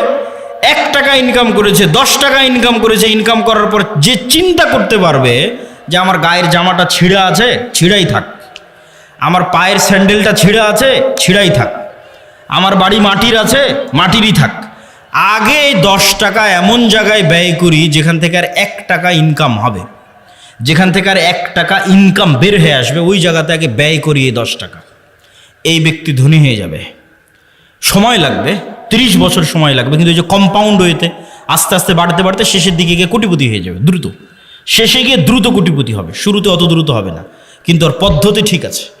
আর 10 টাকা ইনকাম করে বলবেন আজকে নতুন জামা লাগবে, 10 টাকা ইনকাম করে বলবে আজকে নতুন স্যান্ডেল লাগবে, আজকে এসি ফ্রিজ লাগবে, জীবনে ধনী হবে না। যে টাকা এমন জায়গায় ব্যয় করতে পারে যেখান থেকে আবার টাকা ইনকাম হওয়ার রাস্তা তৈরি হবে, এ ধনী হয়ে যাবে, আজকে যতই গরিব থাকুক। তাহলে মুসলমানদের ধনী হওয়া ছাড়া, অর্থনৈতিক মুক্তি ছাড়া গোলামি থেকে মুক্তির রাস্তা নাই। আজকের পুরো পৃথিবী টিকেই আছে ডলারের গোলামির উপর। ভেনেজুয়েলার প্রেসিডেন্টকে হাত পা বেঁধে তুলে নিয়ে যাওয়ার কারণ কি? টাকা, তেল। আজকে মুসলমানেরা মুক্তি পাচ্ছে না কেন? ডলার ভিত্তিক অর্থনীতির গোলাম। সব IMF, ওয়ার্ল্ড ব্যাংকের কাছ থেকে লোন নিয়ে রেখেছে। সারা পৃথিবীর সকল অর্থনীতির কন্ট্রোল ইহুদিদের হাতে। তাহলে মুসলমান বলবে আমি ঘুমাবো, বসে থাকবো, ফ্রি ফায়ার পাবজি খেলবো, ব্যবসা করবে না, টাকা পয়সা ইনকাম করবে না, মুক্তি হবে? এটা অসম্ভব। ব্যবসা করতে হবে, টাকা পয়সা ইনকাম করতে হবে। আল্লাহ সুবহানাহু ওয়া তাআলা কবুল করুক, আল্লাহুম্মা আমিন। গোলামি থেকে মুক্তির জন্য 2 নম্বর করণীয় ঈমান বিল গায়বে ইয়াকিন এবং সর্বোচ্চ তাওহীদে বিশ্বাস। আল্লামা ইকবাল লিখেছেন, ये दौर अपने बराहिम की तलाश में है। আজকের যুগে মুসলমানদের মুক্তির একটাই রাস্তা। আজকে মুসলমানদের মধ্যে একজন ইব্রাহিম আলাইহিস সালাম লাগবে। নাই, ইব্রাহিম আলাইহিস সালাম নাই মুসলমানদের মধ্যে। আল্লামা ইকবাল গবেষণা করে দেখেছে, অনুসন্ধান করে দেখেছে, মুসলমানদের মধ্যে সালাত আদায়কারী আছে, রোজাদার আছে, দানবীর আছে, ইব্রাহিম আলাইহিস সালামের মতো সর্বোচ্চ তাওহীদে বিশ্বাসী নাই। আপনারা আহলে হাদিস মানুষ মনে করছেন আমরা তো কবরে যাই না, আমরা তাবিজ কবজ ব্যবহার করি না, আমরা শিরক করি না, তাহলে আমাদেরও কিসের তাওহীদে কমতি আছে? সেটা কোথায়? ইব্রাহিম আলাইহিস সালাতু ওয়াস সালামের তাওহীদ মানে তার হৃদয় শুধু এই কবর আর শিরক থেকে মুক্ত নয়, তার হৃদয় টাকার প্রভাব থেকে মুক্ত, নেশার প্রভাব থেকে মুক্ত, নারীর প্রভাব থেকে মুক্ত, ক্ষমতার প্রভাব থেকে মুক্ত।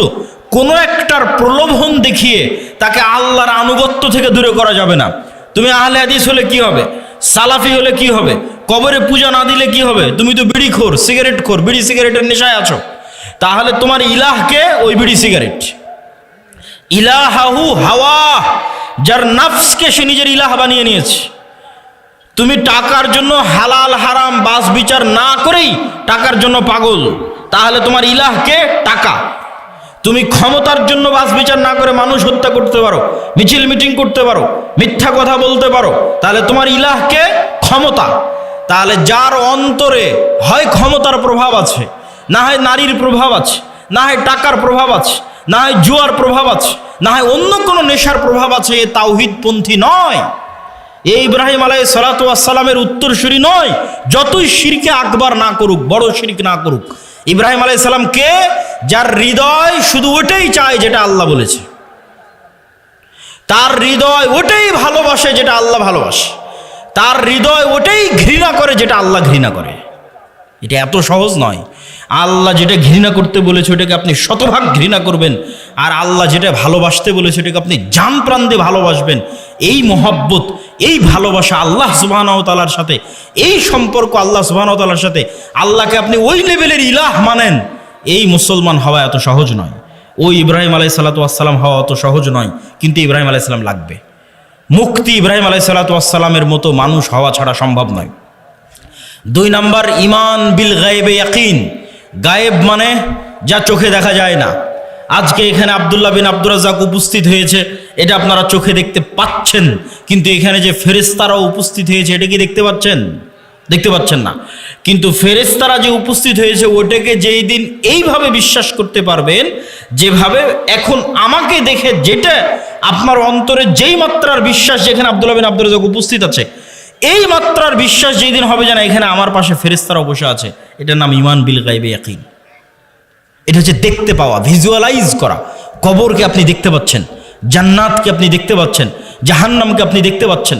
আপনি কল্পনা করেন, আসহাবুল উখদুদের ঘটনা বলছিল তাওহীদ ভাই, ওমা নাকামু মিনহুম ইল্লা ইউমিনু বিল্লাহিল আজিজিল হামিদ, বলছে যে আগুনের মধ্যে ঢুকে যাচ্ছে। ঘটনা তো ভাই বলেছে, আমি শুধু লজিক বলি। ওদের বাড়ি আছে, ঘর আছে, বাড়ি ঘর রেখে সাক্ষাৎ আগুনের মধ্যে কিভাবে ঢুকে? একটা রাস্তা ছাড়া ওই আগুনের মধ্যে ঢুকার কোনো রাস্তা নাই। আপনি পারবো না। পারবো একটা শর্ত পূরণ করলে। সেটা কি? আসহাবুল উখদুদের ঈমান বিল গায়বে ইয়াকিন এত বেশি ছিল যে ওরা ওই আগুনের মধ্যে জান্নাত দেখতে পাচ্ছিল। ওরা আগুনে ঢোকেনি রে পাগলা, ওরা জান্নাতে ঢুকেছে। আল্লাহু আকবার। আপনি মনে করছেন আগুনে ঢুকেছে, কিন্তু ওরা তো আগুন দেখতেই পায়নি। ওরা ওই আগুনে জান্নাত দেখতে পেয়েছে। আমরা কিসে ঢুকছি? জান্নাতে ঢুকতেছি। জান্নাতকে এরকম ভিজুয়ালাইজ যতক্ষণ না করতে পারে ঢোকা সম্ভব নয়। আর ওরা যখন পেছন মুড়িয়ে নিজের বাড়ি ঘর দেখেছে তখন দেখতে পাচ্ছে। আপনি দেখছেন বাড়িতে এসি আছে, ফ্রিজ আছে, ঘর বাড়ি আছে, ছেলে মেয়ে আছে, কিন্তু ওরা যখন বাড়ির দিকে তাকিয়ে দেখেছে তখন দেখছে আর এখানে তো জাহান্নামের আগুন জ্বলছে। সত্যি দেখতে পাচ্ছি, কাল্পনিক নয়, সত্যি দেখতে পাচ্ছে। আর আমাদের বাড়ি ঘরে তো জাহান্নামের আগুন জ্বলছে, ওরে বাবারে, এখানে ফেরত যাওয়া যাবে না। আর এই এই আগুনের মধ্যে কি দেখতে পাচ্ছে? জান্নাত। আর এখানে তো ঢুকতে হবে। এর নাম হচ্ছে ঈমান বিল গায়বে ইয়াকিন। এই লেভেলের ঈমান যতক্ষণ পর্যন্ত অন্তত বাংলাদেশের 20% মুসলমানের না হয়েছে ততক্ষণ আপনি বলবেন যে বাংলাদেশে ইসলাম প্রতিষ্ঠা হয়ে যাবে, ইসলামে খেলাফা কায়েম হয়ে যাবে, সম্ভব নয়। আজকে যদি আপনি আমাকে বাংলাদেশের প্রধানমন্ত্রী করে দেন, আজকে ইরানের কি অবস্থা দেখেন।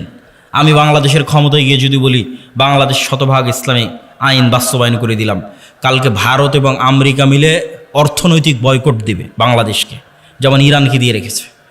তাহলে ইরানের মানুষ মিছিল করতেছে কেন? আপনিও মিছিল করবেন কেন? অর্থনৈতিক বয়কট দেওয়ার পর ডলার আসবে না, গার্মেন্টস বন্ধ হয়ে যাবে।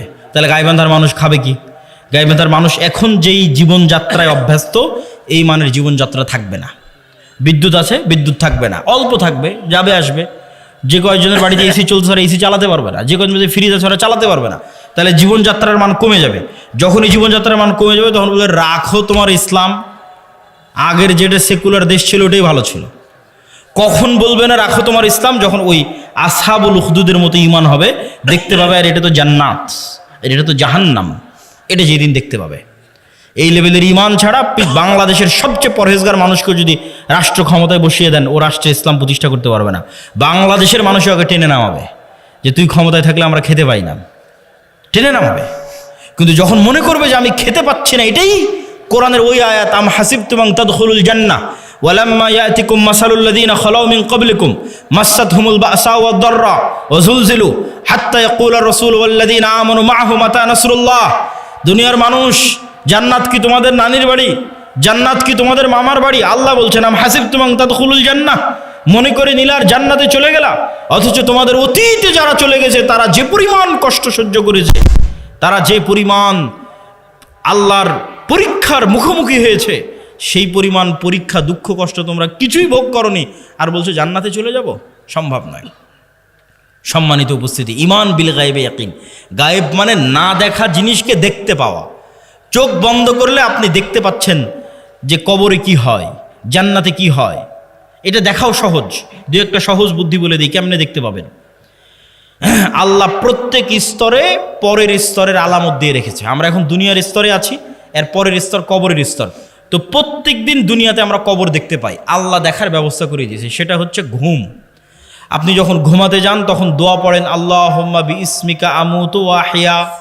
আল্লাহ তোমার নামে ঘুমাতে যাচ্ছি। জি না, যদি হতো আল্লাহ তোমার নামে ঘুমাতে যাচ্ছে তাহলে আরবি হতো আল্লাহুম্মা বিইসমিকা আনামু ওয়া আইকাজ। তাওহীদ ভাই আছে, বুঝতে পারতেছে? আরও যারা আরবি বুঝবে তারা বুঝতে পারবে। তাহলে তখন দোয়ার অর্থ কি হবে? যে আল্লাহ তোমার নামে ঘুমাতে যাচ্ছি, তোমার নামে ঘুম থেকে উঠবো। কিন্তু আল্লাহ দোয়া বানিয়েছে আল্লাহুম্মা বিইসমিকা আমুতু, আল্লাহ তোমার নামে মরতে যাচ্ছি। ওয়া আহিয়া, তোমার নামে মরা থেকে জীবিত হব। এবার সকালবেলা কি দোয়া শিখিয়েছে? আলহামদুলিল্লাহ ইল্লাযী আহিয়ানা বাদামা আমাতানা। কি আশ্চর্য! বলে আল্লাহ মরে গেছিলাম রাতের বেলা, মরা থেকে এখন জীবিত হলাম। বাদামা আমাতানা, মৃত্যুর পর। আল্লাহ রাতে মৃত্যু সংঘটিত হয়ে গেছিল, মৃত্যুর পর সকালবেলা তুমি জীবিত করে দিয়েছো। এটা হলো দোয়া। তাহলে প্রত্যেক দিন আমরা কবরে যাচ্ছি, প্রতি রাতে যখনই ঘুমাই তখনই কবরে যাই। ওটাই বারজাখের জীবন। বারজাখী জীবন ওই রকমই, কাছাকাছি। সেটার স্বাদ আল্লাহ সুবহানাহু ওয়া তাআলা দেন। যদিও রুহের পার্থক্য ভেদে বারজাখী জীবনে এক একজনের এক এক রকম হবে। যেমন যারা শহীদের রুহ, এরা পাখি হিসেবে জান্নাতে উড়বে, তাদের খাবারের ব্যবস্থা থাকবে। যারা শহীদের রুহের চাইতে উপরের লেভেলের রুহ, তারা আল্লাহর আরশে ঝুলন্ত থাকবে, বাতির মতো, আলোক বাতির মতো আল্লাহর আরশে ঝুলন্ত থাকবে। যারা তাদের চেয়েতেও টপ লেভেলের রুহ, নবীদের রুহ, তো নবীরা আরো টপ লেভেলের লাইভ জীবনযাপন করবে বারজাখে, লাইভ জীবনযাপন বারজাখে। মুসা আলাইহিস সালামের সাথে সাক্ষাৎ হচ্ছে, মসজিদে আকসায় নামাজ পড়তেছে মুহাম্মদ সাল্লাল্লাহু আলাইহি ওয়াসাল্লামের পিছনে। ইব্রাহিম আলাইহিস সালামের সাথে সাক্ষাৎ হচ্ছে। সবাই তো মরে গেছে, সবাই তো বারজাখী জীবনে আছে, কিন্তু নবীদের রুহ আরো আপার কোয়ালিটি, ওদের বারজাখী জীবনের ধরন আরো ভিন্ন, আরেকটু লাইভ। আর সাধারণ মুসলমানের রুহ ইল্লিয়িনে থাকবে যদি মুমিন হয়, আর কাফের, মুশরিক, ফাসিক, মুনাফিক হলে সিজ্জিনে থাকবে। এবার যখন চলে গেছে ইল্লিয়িনে, যখন চলে গেছে বারজাখী জীবনে, ওখান থেকে এবার জাহান্নাম দেখা যাবে প্রতিদিন, ওখান থেকে এবার জান্নাত দেখা যাবে প্রতিদিন।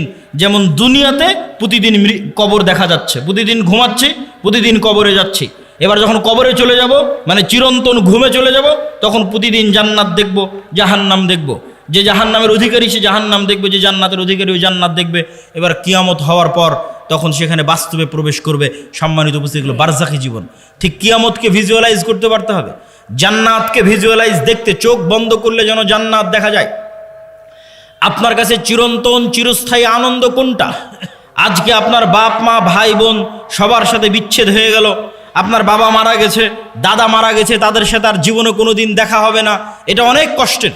আর যদি মনে করেন না, আবারও এই গাইবান্ধা, এই শাখাহাতি, এই বালুয়ার গ্রামে যদি আমার বাবা মা ভাই বোন সবাইকে নিয়ে একসাথে থাকতে পারতাম, বিশাল বাড়ি হতো, আর যদি কোনো দিন মৃত্যু না হতো, সবাই যদি একসাথে মিলেমিশে আনন্দে কাটাতে পারতাম, তাহলে এই স্বপ্ন জান্নাতে পূরণ হবে। তাহলে জান্নাতে আসল জীবন, দুনিয়ার জীবন জীবন নয়। আমরা এই যে ঢাকা থেকে রওনা দিয়ে আপনার এই শাখাহাতিতে যতক্ষণ অপেক্ষা করতেছি, রুহের জগৎ থেকে সফর শুরু হয়ে জান্নাতে যাওয়া পর্যন্ত দুনিয়ার সময় অতটুকু। আমি এই যে আধা ঘন্টা আগে এসেছি, আর আধা ঘন্টা পর এখান থেকে বের হয়ে যাবো, 1 ঘন্টা সময় যতটুকু, রুহের জগৎ থেকে সফর শুরু হয়ে জান্নাতে যাওয়ার পর্যন্ত এই দুনিয়ার 60 বছরের জীবন ততটুকু, বাস্তবেও ততটুকু। কিয়ামতের মাঠে মানুষ উঠে বলবে, আরে দুনিয়াতে তো আমরা একদিন ছিলাম। বাস্তবেও আপনি এখন কল্পনা করে দেখেন যে আপনার গত 30 বছর চোখের পলকে পার হয়ে গেছে। মনে হবে আরে কয়দিন ছিলাম আমি দুনিয়াতে। ঠিক যখন মরার সময় কাছে চলে আসবে 60 বছর, তখনও মনে হবে আরে 2-1 দিনের মধ্যে সময় তো পার হয়ে গেল। এই একই অনুভূতি কিয়ামতের মাঠে যখন উঠবেন, তখন দুনিয়াতে তো ছিলামই না, 1 দিন কি 2 দিন ছিলাম দুনিয়াতে। এটাই আল্লাহ বলেছে দুনিয়ার জীবন 1 ঘন্টার সমান, আধা ঘন্টার সমান। শুধু ধৈর্য ধরলেই হয়, একটু ধৈর্য ধারণ করলেই হয়। আল্লাহ সুবহানাহু ওয়া তাআলার কাছে পৌঁছার জন্য প্রস্তুত থাকার চেষ্টা করতে হবে। এটা ঈমান বিল গায়বি ইয়াকিন, এটা ছাড়া মুসলমানদের মুক্তি হবে না। আর 2টা কাজ করতে হবে মুসলমানদেরকে। টাকা ইনকাম করার কথা বলেছি, আরও 2টা কাজ আছে। 1, নেতা হওয়ার জন্য 2টা শর্ত পূরণ করতে হবে। সত্যবাদিতা, ন্যায়পরায়ণতার শর্ত, শিক্ষা এবং জ্ঞানের শর্ত। বুঝেন, আল্লাহ সুবহানাহু ওয়া তাআলা এই পৃথিবীকে যেই ফাংশনের উপর ডেভেলপ করেছে, এই ফাংশন সবার জন্য সমান। এই যে মোবাইল, এই মোবাইলের যেখানে চাপ দিলে লাইট জ্বলবে, এখানে যদি আমি চাপ দিই তাও লাইট জ্বলবে। এখানে ডোম, চামার, ম্যাথর, মুচি, হিন্দু, বৌদ্ধ, খ্রিস্টান সে চাপ দেয় তাও লাইট জ্বলবে, কেননা ওটা ওইভাবেই ফাংশন করা আছে। তো আল্লাহ এই পৃথিবীকে কিছু সিস্টেমের উপর ডেভেলপ করেছে। এখানে কিছু বাটন আছে, যেই সমস্ত বাটনে চাপ দিলে পরের রেজাল্ট বের হয়ে আসে। তো আল্লাহ তার নিজের তৈরি করা নিয়ম ভাঙ্গে না, খুব কম ভাঙ্গে। আল্লাহ আগুনকে তৈরি করেছে পোড়ানোর জন্য। ওই যে আসহাবুল উখদুদ, ওরা কত তাকওয়াবান পরহেজগার, ওরা আগুনের মধ্যে ঢুকে গেছে, আগুন পুড়িয়ে দিয়েছে। আগুন বলেনি যে এরা আল্লাহওয়ালা মানুষ, এদের পোড়াবো না। আল্লাহ তরবারিকে তৈরি করেছে কাটার জন্য। আল্লাহর নবী চাচা হামজা পর্যন্ত কেটে গেছে তরবারিতে। তরবারি বলেনি আরে এটা তো হামজার শরীর কাটবো না, না, নিয়ম নিয়ম। আল্লাহ খুব কম সময় নিয়ম ভাঙে। শুধুমাত্র ইব্রাহিম আলাইহিস সালামের সময় নিয়ম ভেঙেছে। আগুনকে বলছে, আগুন কুলনা ইয়া নারু কুনি বারদাম ওয়া সালামান আলা ইব্রাহিম, তোমার কাজ পোড়ানো, তবে আজকে নয়। কিন্তু সাধারণত আল্লাহ নিয়ম ভাঙে না। তাহলে আল্লাহ পৃথিবীকে তৈরি করেছে একটা নিয়মের উপর। সেই নিয়মটা হচ্ছে যে জ্ঞান এবং শিক্ষার বাটনে চাপ দিবে ও অটোমেটিক শক্তিশালী এবং নেতা হয়ে যাবে। এটার উপর পৃথিবী দাঁড়িয়ে আছে। পৃথিবীর ফাংশনের মধ্যে একটা ফাংশন যে জ্ঞান এবং শিক্ষা অর্জন করবে ও অটোমেটিক শক্তিশালী হবে, নেতা হবে। এখন ইহুদি, খ্রিস্টান, ইউরোপ, আমেরিকা, ইসরায়েল তাদের ছেলেমেয়েরা জ্ঞান এবং শিক্ষা অর্জন করবে, আর গাইবান্ধা, মহিমাগঞ্জ, গোবিন্দগঞ্জের যুবকেরা যদি free fire, PUBG, Facebook, IPL, BPL, জুয়া, অনলাইন বেটিং, নেশা, বিড়ি, সিগারেট, গাঁজা এগুলো নিয়ে ব্যস্ত থাকে, তাহলে আল্লাহ বলবেন না যে এই ইহুদি খ্রিস্টানেরা তোরা যতই জ্ঞান অর্জন কর, তোদেরকে নেতা বানাবো না। আমার গাইবান্ধা, গোবিন্দগঞ্জে একটা মদখোর, জুয়াখোর বান্দা আছে, ওকে নেতা বানাবো। কথা কি আমার বোঝা যায়? আল্লাহ সুবহানাহু ওয়া তাআলা তার নিয়ম ভাঙবেন না। অতএব তুমি যদি মনে করো আমাকে নেতা হতে হবে, তাহলে ওই বাটনে চাপ দিতেই হবে যেই বাটন নেতা হওয়ার জন্য আল্লাহ পৃথিবীতে দিয়ে রেখেছে, সেটা হচ্ছে জ্ঞান এবং শিক্ষা। জ্ঞান অর্জন করতে হবে, পড়তে হবে। আদম আলাইহিস সালাম সবচেয়ে জ্ঞানী, আল্লাহ সুবহানাহু ওয়া তাআলা সবচেয়ে জ্ঞানী। জ্ঞান আল্লাহর বৈশিষ্ট্য, জ্ঞান আদম আলাইহিস সালামের বৈশিষ্ট্য। তলুতকে নেতা বানানো হয়েছে জ্ঞানের কারণে। অতএব যুবক সমাজ তোমাদের জ্ঞান অর্জন করতে হবে। তারপরের পয়েন্ট কি? ন্যায়পরায়ণতা, সত্যবাদিতা। বানু ইসরায়েলের ইতিহাস বহু বক্তব্যে আমি আলোচনা করেছি। বানু ইসরায়েলের ইতিহাসের সামারি কি? নবীর সন্তানেরা কিভাবে গোলাম হয়ে গেল, গোলাম হওয়ার কারণে কি কি বিকৃতি আসলো। এই যে এক্ষুনি ইউসুফ আলাইহিস সালামের গল্প বললাম, ইব্রাহিম, ইসহাক, ইয়াকুব, ইউসুফ তাদের ছেলেরাই বানু ইসরায়েল। এরা ফেরাউনের গোলাম হয়ে গেল, 300 বছর গোলাম থাকলো। গোলাম হওয়ার পর মুসা আলাইহিস সালাম এসে এদের বাঁচালো। বাঁচানোর পর গোলামির কারণে কি কি পরিবর্তন হলো নবীর ছেলেদের। ইব্রাহিমের ছেলেদের কি কি পরিবর্তন আসলো গোলামির কারণে। আল্লাহ বলছেন যাও যুদ্ধ করতে হবে জেরুজালেমে। নবীর ছেলেরা কি বলে? ইযহাব আনতা ওয়া রাব্বুকা ফাকাতিলা, তুমি আর তোমার আল্লাহ গিয়ে যুদ্ধ করো। তারা ইব্রাহিম আলাইহিস সালামের ছেলে। আল্লাহ বলছেন এটা তাওরাত, ঈমান আনো। নবীর ছেলেরা কি বলছে? লান নুমিনা লাকা হাত্তা নারাল্লাহ জাহরাতান, যতক্ষণ তোমার আল্লাহকে স্বচক্ষে না দেখছো ততক্ষণ ঈমান আনবো না। আরে তুই তো এখনই দেখলি যে ফেরাউন ডুবে মরলো, আর কি দেখা লাগবে? এখনই ওর চোখের সামনে ফেরাউন ডুবে মরেছে। ফেরাউন ওদের উপর জুলুম করতো, সমুদ্রে ফেড়ে রাস্তা তৈরি হয়ে গেছে। এরা এখন এসে বলে যে আল্লাহকে না দেখলে ঈমান আনবো না। তাহলে কেমনে নবীর ছেলেদের স্বভাব এরকম হয়ে গেল? আল্লাহ বললেন আসমান থেকে খাবার আসবে, মান্না এবং সালোয়া। মান্না সালোয়া কি? মাশরুম। যেই মাশরুমের 1 কেজির দাম 4 থেকে 5 লক্ষ টাকা আজকের বাজারে। আর বিশেষ এক প্রকার কোয়েল পাখির মতো ছোট সুস্বাদু পাখির গোস্ত জান্নাত থেকে আসতো। তারা বলল লান নাসবিরা আলা তুআমিন ওয়াহিদ, এই এক খাবার প্রত্যেক দিন ভালো লাগে না মুসা, তোমার আল্লাহকে বলো এই মরুভূমির বালুর মধ্যে পেঁয়াজ রসুন বের করে দিতে, ডাল চাউল বের করে দিতে মরুভূমির বালুর মধ্যে। আল্লাহ বললেন মরুভূমির বালুতে হবে না, জেরুজালেম ফিলিস্তিন আছে, যুদ্ধ করে বিজয় করো। এদের যখন যুদ্ধ করে বিজয় করলো না, এদের উপর গজব আসলো 40 বছরের। শুধু নবীর ছেলেদের অবস্থা দেখেন, গোলামির কারণে কীরকম হয়ে গেছে তাদের অবস্থা। 40 বছর পাগলের মতো ঘোরার পর ইউশা বিন নুনের হাতে তওবা ইস্তেগফার করে এরা যুদ্ধ করেছে। লম্বা ঘটনা। আল্লাহ সূর্য থামিয়ে দিয়ে বিজয় দিয়েছে। এবার আল্লাহ বলছে শোনো, তোমাদের বিজয় দিলাম, তোমরা জেরুজালেমে প্রবেশ করার সময় মুখে বলবা হিত্তাতুন নাগফির লাকুম, আর মাথা দিবা সামনে, নিচু করবা, সিজদা অবস্থায় যাবা। হিত্তাতুন হিব্রু ভাষা, মানে আল্লাহ মাফ করে দাও, আস্তাগফিরুল্লাহ। এরা কি করলো? ঢোকার সময় পিছন আগে দিল, মুখে বলল হিনতাতুন, গমের দানা। কোরআনে এগুলো বর্ণনা করা আছে, কোরআন থেকে বলতেছি আমি। কি অবস্থা দেখেন নবীর ছেলেদের। এই ধোকাবাজি, এই 2 নম্বরই কোথায় শিখলো? ফেরাউনের গোলামি করতে গিয়ে ধোকাবাজি 2 নম্বরই শিখেছে। তাহলে ধোকাবাজি 2 নম্বরই, ছল চাতুরি, গোলামির স্বভাব। স্বাধীন আত্মমর্যাদা সম্পূর্ণ মানুষ 2 নম্বরই রাস্তা জানে না। স্বাধীন আত্মমর্যাদা সম্পূর্ণ মানুষ মিথ্যা জানে না। স্বাধীন আত্মমর্যাদা সম্পূর্ণ মানুষ দুর্নীতি জানে না। আব্দুল মুত্তালিব কাফের মুশরিক, আবু তালেব কাফের মুশরিক। ইতিহাস খুঁজে দেন যে আব্দুল মুত্তালিব দুর্নীতিগ্রস্ত। ইতিহাস খুঁজে নিয়ে আসেন, ইতিহাস খুঁজে নিয়ে আসেন। মুহাম্মদ সাল্লাল্লাহু আলাইহি ওয়াসাল্লামের চাচা আবু তালেব 2 নম্বর মিথ্যুক। কঠিন আছে, খুঁজে নিয়ে আসা কঠিন আছে। কেন আব্দুল মুত্তালিব, আবু তলেব এরা কাফের মুশরিক হলো ইসমাইলের সন্তান। বানু ইসরাইল ইসহাকের সন্তান, ইব্রাহিমের এক ছেলে ইসহাকের সন্তান, আর এরা ইব্রাহিমের আর এক ছেলে ইসমাইলের সন্তান। আল্লাহর দয়ায় ইসমাইলের ছেলেরা কোনোদিন কারো গোলাম ছিল না। কেন গোলাম ছিল না? আরে মক্কাতে না আছে পানি, না আছে নদী, না আছে সমুদ্র, না আছে ফল ফসল, কি আছে মক্কায় যে কে এসে মক্কা দখল করবে? কেউ মক্কা দখল করেনি। আব্রাহা একবার চেয়েছিল যে এখানে কেন মানুষ ইবাদত করতে যায়, আমি ইয়েমেনে ইবাদতের ঘর তৈরি করব, আমার এখানে ইবাদত করতে আসবে। তো ওখানে মানুষ ইবাদত করতে যায়নি, তো কাবা ঘর ভাঙতে গেছিল আব্রাহা, একবারই। তা বাদে কেউ ইসমাইলের সন্তানদেরকে কেউ গোলাম বানায়নি। এই জন্য ইসমাইলের সন্তানেরা অধিকাংশই, দু একজনের কথা বলা যাবে না, অধিকাংশই জন্মগত মিথ্যা ধোঁকা জানতো না। তাহলে কি দাঁড়ালো বানু ইসরাইলের সামারি আর মোহাম্মদ সাল্লাল্লাহু আলাইহি ওয়াসাল্লামের বাপ দাদা আর বানু ইসমাইলের সন্তানের সামারি? যে গোলামি করে, গোলামি থেকে কি স্বভাব আসে? দুর্নীতি, 2 নম্বরই, ধোঁকাবাজি, মিথ্যা। আর যে নেতা, যে নেতৃত্ব দিবে, সে মিথ্যা জানে না, সে দুর্নীতি জানে না, সে 2 নম্বরই জানে না, সে ধোঁকাবাজি জানে না। এবার চলে আসেন আমাদের কাছে। ব্রিটিশেরা দেখলো, আমেরিকা দেখলো যে মুসলমানেরা যদি একবার সত্য বলা শিখে যায়, মুসলমানেরা যদি একবার ন্যায় প্রতিষ্ঠা করা শিখে যায়, তাহলে তো পৃথিবীতে আমাদের থাকার জায়গা হবে না। তাহলে মুসলমানদের এমন সিস্টেমের মধ্যে ফেলে দাও যেন ওরা কোনোদিন সত্য বলা শিখতেই না পারে। মুসলমানদের একটা নেতাও যেন সত্যবাদী, ন্যায়পরায়ণ না হয়। তাহলে কি দিতে হবে? গণতন্ত্র। কেমনে গণতন্ত্র? কেমনে গোলাম তৈরি করে? গণতন্ত্র এমন এক সিস্টেম যেখানে এক দলের নেতা আর এক দলের নেতার বিরুদ্ধে বলবে তো বলবেই, একই আসনের মনোনয়ন প্রার্থী একই দলের, আর বাকি মনোনয়ন প্রার্থীগুলোর বিরুদ্ধে যদি 2 নম্বরই না করে, মিথ্যা না বলে, টাকা পয়সার লেনদেন না করে, লিয়াজু লবি মেনটেন না করে, তাহলে মনোনয়নই নিয়ে আসতে পারবে না।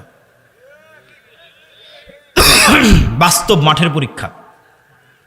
আর ইশতেহারে দল নিজেও জানে বাস্তবায়ন করতে পারবে না, মিথ্যা ওয়াদা দিবে। মিথ্যা না বলা শিখলে ভোট পাবে না। আর যারা ভোটার, সেও মিথ্যা ওয়াদা দিবে। যত এমপি প্রার্থী আসবে, হ্যাঁ ভাই আপনাকে ভোট দেব, 500-1000 টাকা, 500-1000 টাকা, হ্যাঁ আপনাকে ভোট দিব। ভোটারও মিথ্যুক, এমপিও মিথ্যুক, মনোনয়ন প্রার্থীও মিথ্যুক, এবং সবাই লিয়াজু লবি, 2 নম্বরই রাস্তা, ধোঁকাবাজি, এগুলো একদম ভোটের দিন পর্যন্ত যদি না করে, ও জিতেও আসতে পারবে না।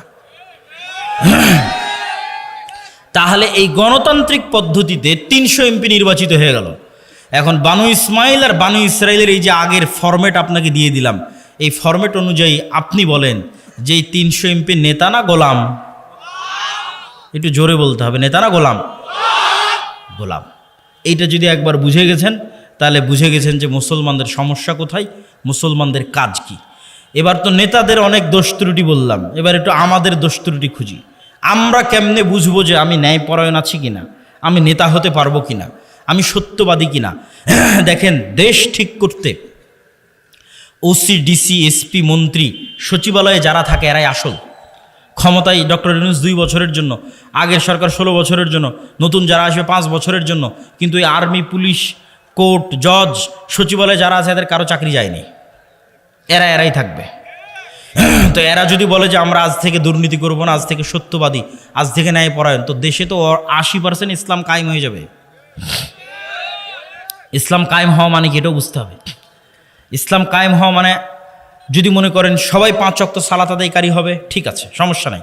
যদি মনে করেন সবাই পর্দা করবে, ঠিক আছে, সমস্যা নেই। কিন্তু কল্পনা করেন যে আজকে গাইবান্ধার শতভাগ মানুষ আজ থেকে 5 ওয়াক্ত সালাত আদায় করতেছে, আর গাইবান্ধার আজকে সব নারী পর্দা করতেছে, কিন্তু এদের অধিকাংশই এখনো 2 নম্বরই করতেছে, মিথ্যা বলতেছে, অন্যের সম্পদ দখল করে নিচ্ছে, দুর্নীতি করতেছে। তাহলে এখানে ইসলাম কায়েম হয়েছে? ইসলাম কায়েম হয়নি। এবার আপনি বুঝবেন কেন বললাম ওসি, ডিসি, এসপি এরা যদি আজ থেকে শতভাগ সৎ হয়ে যায়, তাহলে 80% ইসলাম কায়েম হয়ে যাবে। শুধু কি তাই, এই ওসি, ডিসি, এসপি, মিনিস্টার, সচিবালয় যারা আছে, এরা আল্লাহকে ধোঁকা দিতে চায়, মানুষকে ধোঁকা দিতে চায়। 2 নম্বরই উপায়ে টাকা ইনকাম করে সেই টাকা দিয়ে হজ করে পাপ ক্ষমা করতে চায়। নাউজুবিল্লাহ। এই পাগলদেরকে কে বুঝাবে যে তুমি যে অবৈধ টাকা দিয়ে হজ করছো, ওটা তো কবুল হয়নি, কোনো সমস্যা নাই। তোমার মনের স্বাদ যে তুমি হজ করবা, তোমার মনের স্বাদ যে তুমি একটু মসজিদ কমিটির মেম্বার হবা, টাকা পয়সা দিবা, দান করবা, তো তুমি দান করে জানে কি পাবা, হজ করে জানে কি পাবা, তার চেয়ে তো সিক্রেট তোমার কাছেই আছে, এর চেয়ে বেশি নেকি পাওয়ার। সেটা কি? রাসূল সাল্লাল্লাহু আলাইহি সাল্লাম বলছেন, সাবআতু ইউদিল্লুহুমুল্লাহ ইয়াউমা লা দিল্লা ইল্লা দিল্লুহ, ইমামুন আদিল, যে 7 শ্রেণীর মানুষকে আল্লাহ বিশেষ ছায়া দিবে। তার 1 নম্বরে তাহাজ্জুদ গুজারকে অতিক্রম করে 1 নম্বরে চলে গেছে, দানবীরকে অতিক্রম করে 1 নম্বরে চলে গেছে, যে ওসি তার পদে বসে কিন্তু চুল পরিমাণ অন্যায় করে না, মিথ্যা বলে না। আল্লাহু আকবার। যে ডিসি, যে এসপি, যে প্রিন্সিপাল তার পদে বসে কিন্তু চুল পরিমাণ অন্যায় করে না, মিথ্যা বলে না, এটা 1 নম্বরে চলে গেছে, ইমামুন আদিল। তাহলে তুমি অন্যায় উপায়ে সুদ ঘুষ নিয়ে টাকা ইনকাম করে হজ দান করতে চাচ্ছ, এটা তো চরম বোকামি। তুমি যেখানে দায়িত্ব পালন করছো ওখানে সত্যবাদিতার ন্যায়ের সাথে দায়িত্ব পালন করো, ওটাই ইবাদত। এবার আপনাদেরকে বলি, আপনি আপনার একটা উদাহরণ, আপনার বোনকে আপনার পিতার সম্পত্তিতে ন্যায়ের সাথে সম্পত্তি বুঝিয়ে দিয়েছেন কিনা? যদি হ্যাঁ হয় তাহলে আপনার নেতা হওয়ার সম্ভাবনা আছে, যদি না হয় তাহলে আপনার মধ্যে বনু ইসরাইলের গোলামির স্বভাব বিরাজ করতেছে, আপনি গোলাম, আপনার পরবর্তী 14 প্রজন্ম গোলাম। নেতা হতে চাইলে আগে নিজেকে ন্যায়পরায়ণ হতে হবে, যে না, আমার বাবা যা জমি দিয়ে গেছে আমি আজকেই ন্যায়ের ভিত্তিতে আমার বোন যা পায় সেটা আমি বুঝিয়ে দিব। আমি কি আমার স্ত্রীর সাথে ন্যায় করি? আমি কি আমার বাপ মায়ের সাথে ন্যায় করি? আমি কি আমার ছেলে মেয়ের সাথে ন্যায় করি? এইভাবে যখন ন্যায় প্রতিষ্ঠার চ্যালেঞ্জে আন্দোলন তৈরি হবে যে আমরা ন্যায় প্রতিষ্ঠা করব সমাজের রুট লেভেল থেকে টপ লেভেল পর্যন্ত, এমনি রাষ্ট্রে ইসলাম কায়েম হয়ে যাবে, 80% ইসলাম কায়েম হয়ে যাবে এবং এরাই নেতা হবে। এখান থেকে নেতৃত্বের শুরু হবে। ওসমান হাদি, যাকে গুলি করে হত্যা করা হয়েছে, সে নির্বাচিত কোনো এমপিও নয়, সে বড় কোনো দলের নেতাও নয়, তার কোনো লাখ লাখ কর্মী বাহিনীও নাই, তাহলে তাকে গুলি করে হত্যা করা হলো কেন? এইটার ক্ষমতা, এটা দেখে আপনি বুঝবেন যে সত্যবাদিতার ন্যায়পরায়ণতার ক্ষমতা কি। সত্যবাদিতা এবং ন্যায়পরায়ণতা থাকলে মানুষ যে আসল নেতা হয়, মানুষ যে প্রকৃত নেতা হয়, তার প্রমাণ হচ্ছে ওসমান হাদি। এই রকম যুবক লাগবে। আজকের বক্তব্যে যতগুলো পয়েন্ট তুলে ধরেছি, একটা একটা করে পয়েন্ট আপনারা মিলান। 1 নাম্বার, যার ঈমান বিল গায়বে ইয়াকিন আছে। 2 নাম্বার, যার শতভাগ তাওহীদ আছে। 3 নাম্বার, যে টাকা পয়সায় গরিব ফকির নয়, ব্যবসায়ী।